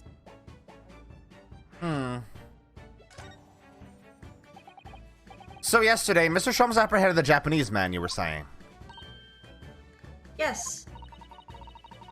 Elliot just arrived back in London after his sea voyage. The police were waiting on him at the railway station to take him directly to the crime scene. Ah, the great detective is a popular man, it seems. Apparently, a woman was stabbed on a quiet street somewhere in town. There were witnesses who had seen a short, shifty-looking stooped man running away from the scene. Short, shifty-looking... Mr. Natsume, beyond any doubt. Seki-san said that he didn't see anybody else on the street at all. But it seems that there were witnesses after all. Charlie used his great deductive powers to determine the man's address. There was a lodging room very nearby. He went directly there with the police. What did they find? A short, shifty-looking man shivering in fear. Ugh. Mr. Sholmes' great deduction certainly hit the mark that time. Of course it did. He's a great detective. Still, that means the incident occurred only 2 days ago. Surely tomorrow is too soon for the trial, isn't it? Definitely. We have no time to investigate properly. Really says that London is rife with crime. Oh. Scotland Yard is doing its best, but they can't stay on top of it, apparently. Oh dear. I hadn't realized the situation was so dire. Why they can't afford to spend too much time investigating cases, trying the criminals in court. Staff and money are both short. Crimes are usually pinned on the first suspicious person. Terrible. Because it's the harsh reality of the workings of the world's greatest justice system. I suppose it is, but in that case, I don't hold out much hope for Suzeki-san.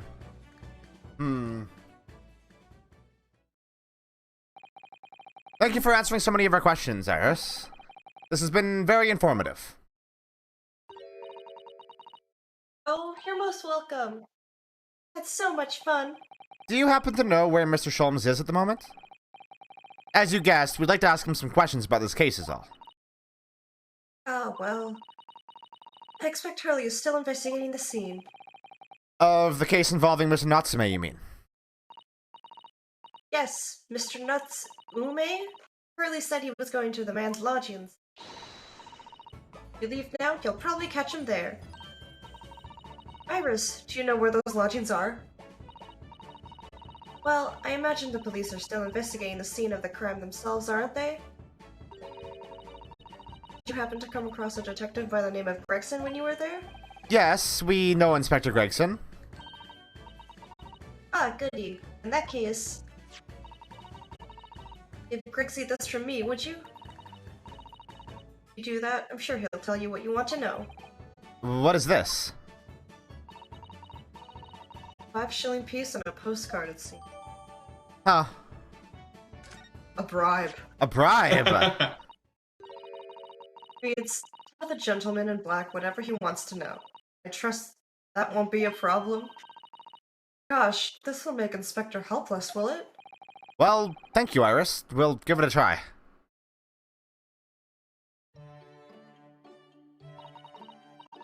Good luck then. I'm going to return to writing my manuscript, The Speckled Band.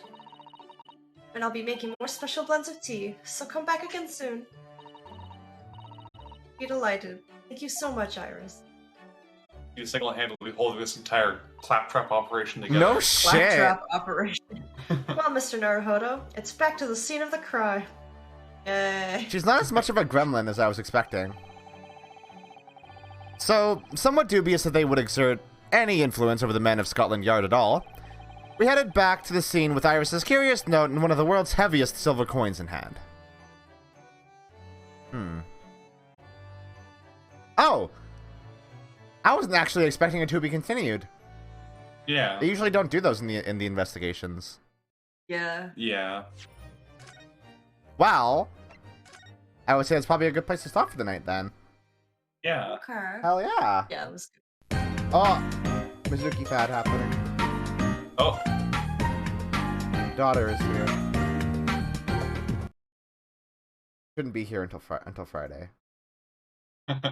Banned. Alright. So that's the stream for the day. We'll do more on Wednesday, hopefully. Seems good. Yeah, hopefully. Yeah. Alright. Good. We should say now that we are next week we are attending a wedding. Oh yeah. So we may or may not be able to participate. We'll have to play it by ear. Yeah. We'll be gone for like just over a week. Yeah, Oh, we'll be no. gone from Saturday until the following Sunday, I believe. But like, Gonna miss them. I've still got to work, so I'm still gonna have to bring my computer and microphone and whatever. Yeah. So if we have the time, Yeah. and, like, Yeah. we're not tired from doing And tourist stuff. lodging's allowing. I'm not sure what the hotel's like, if the walls are paper thin or whatever. Yeah, that's fair.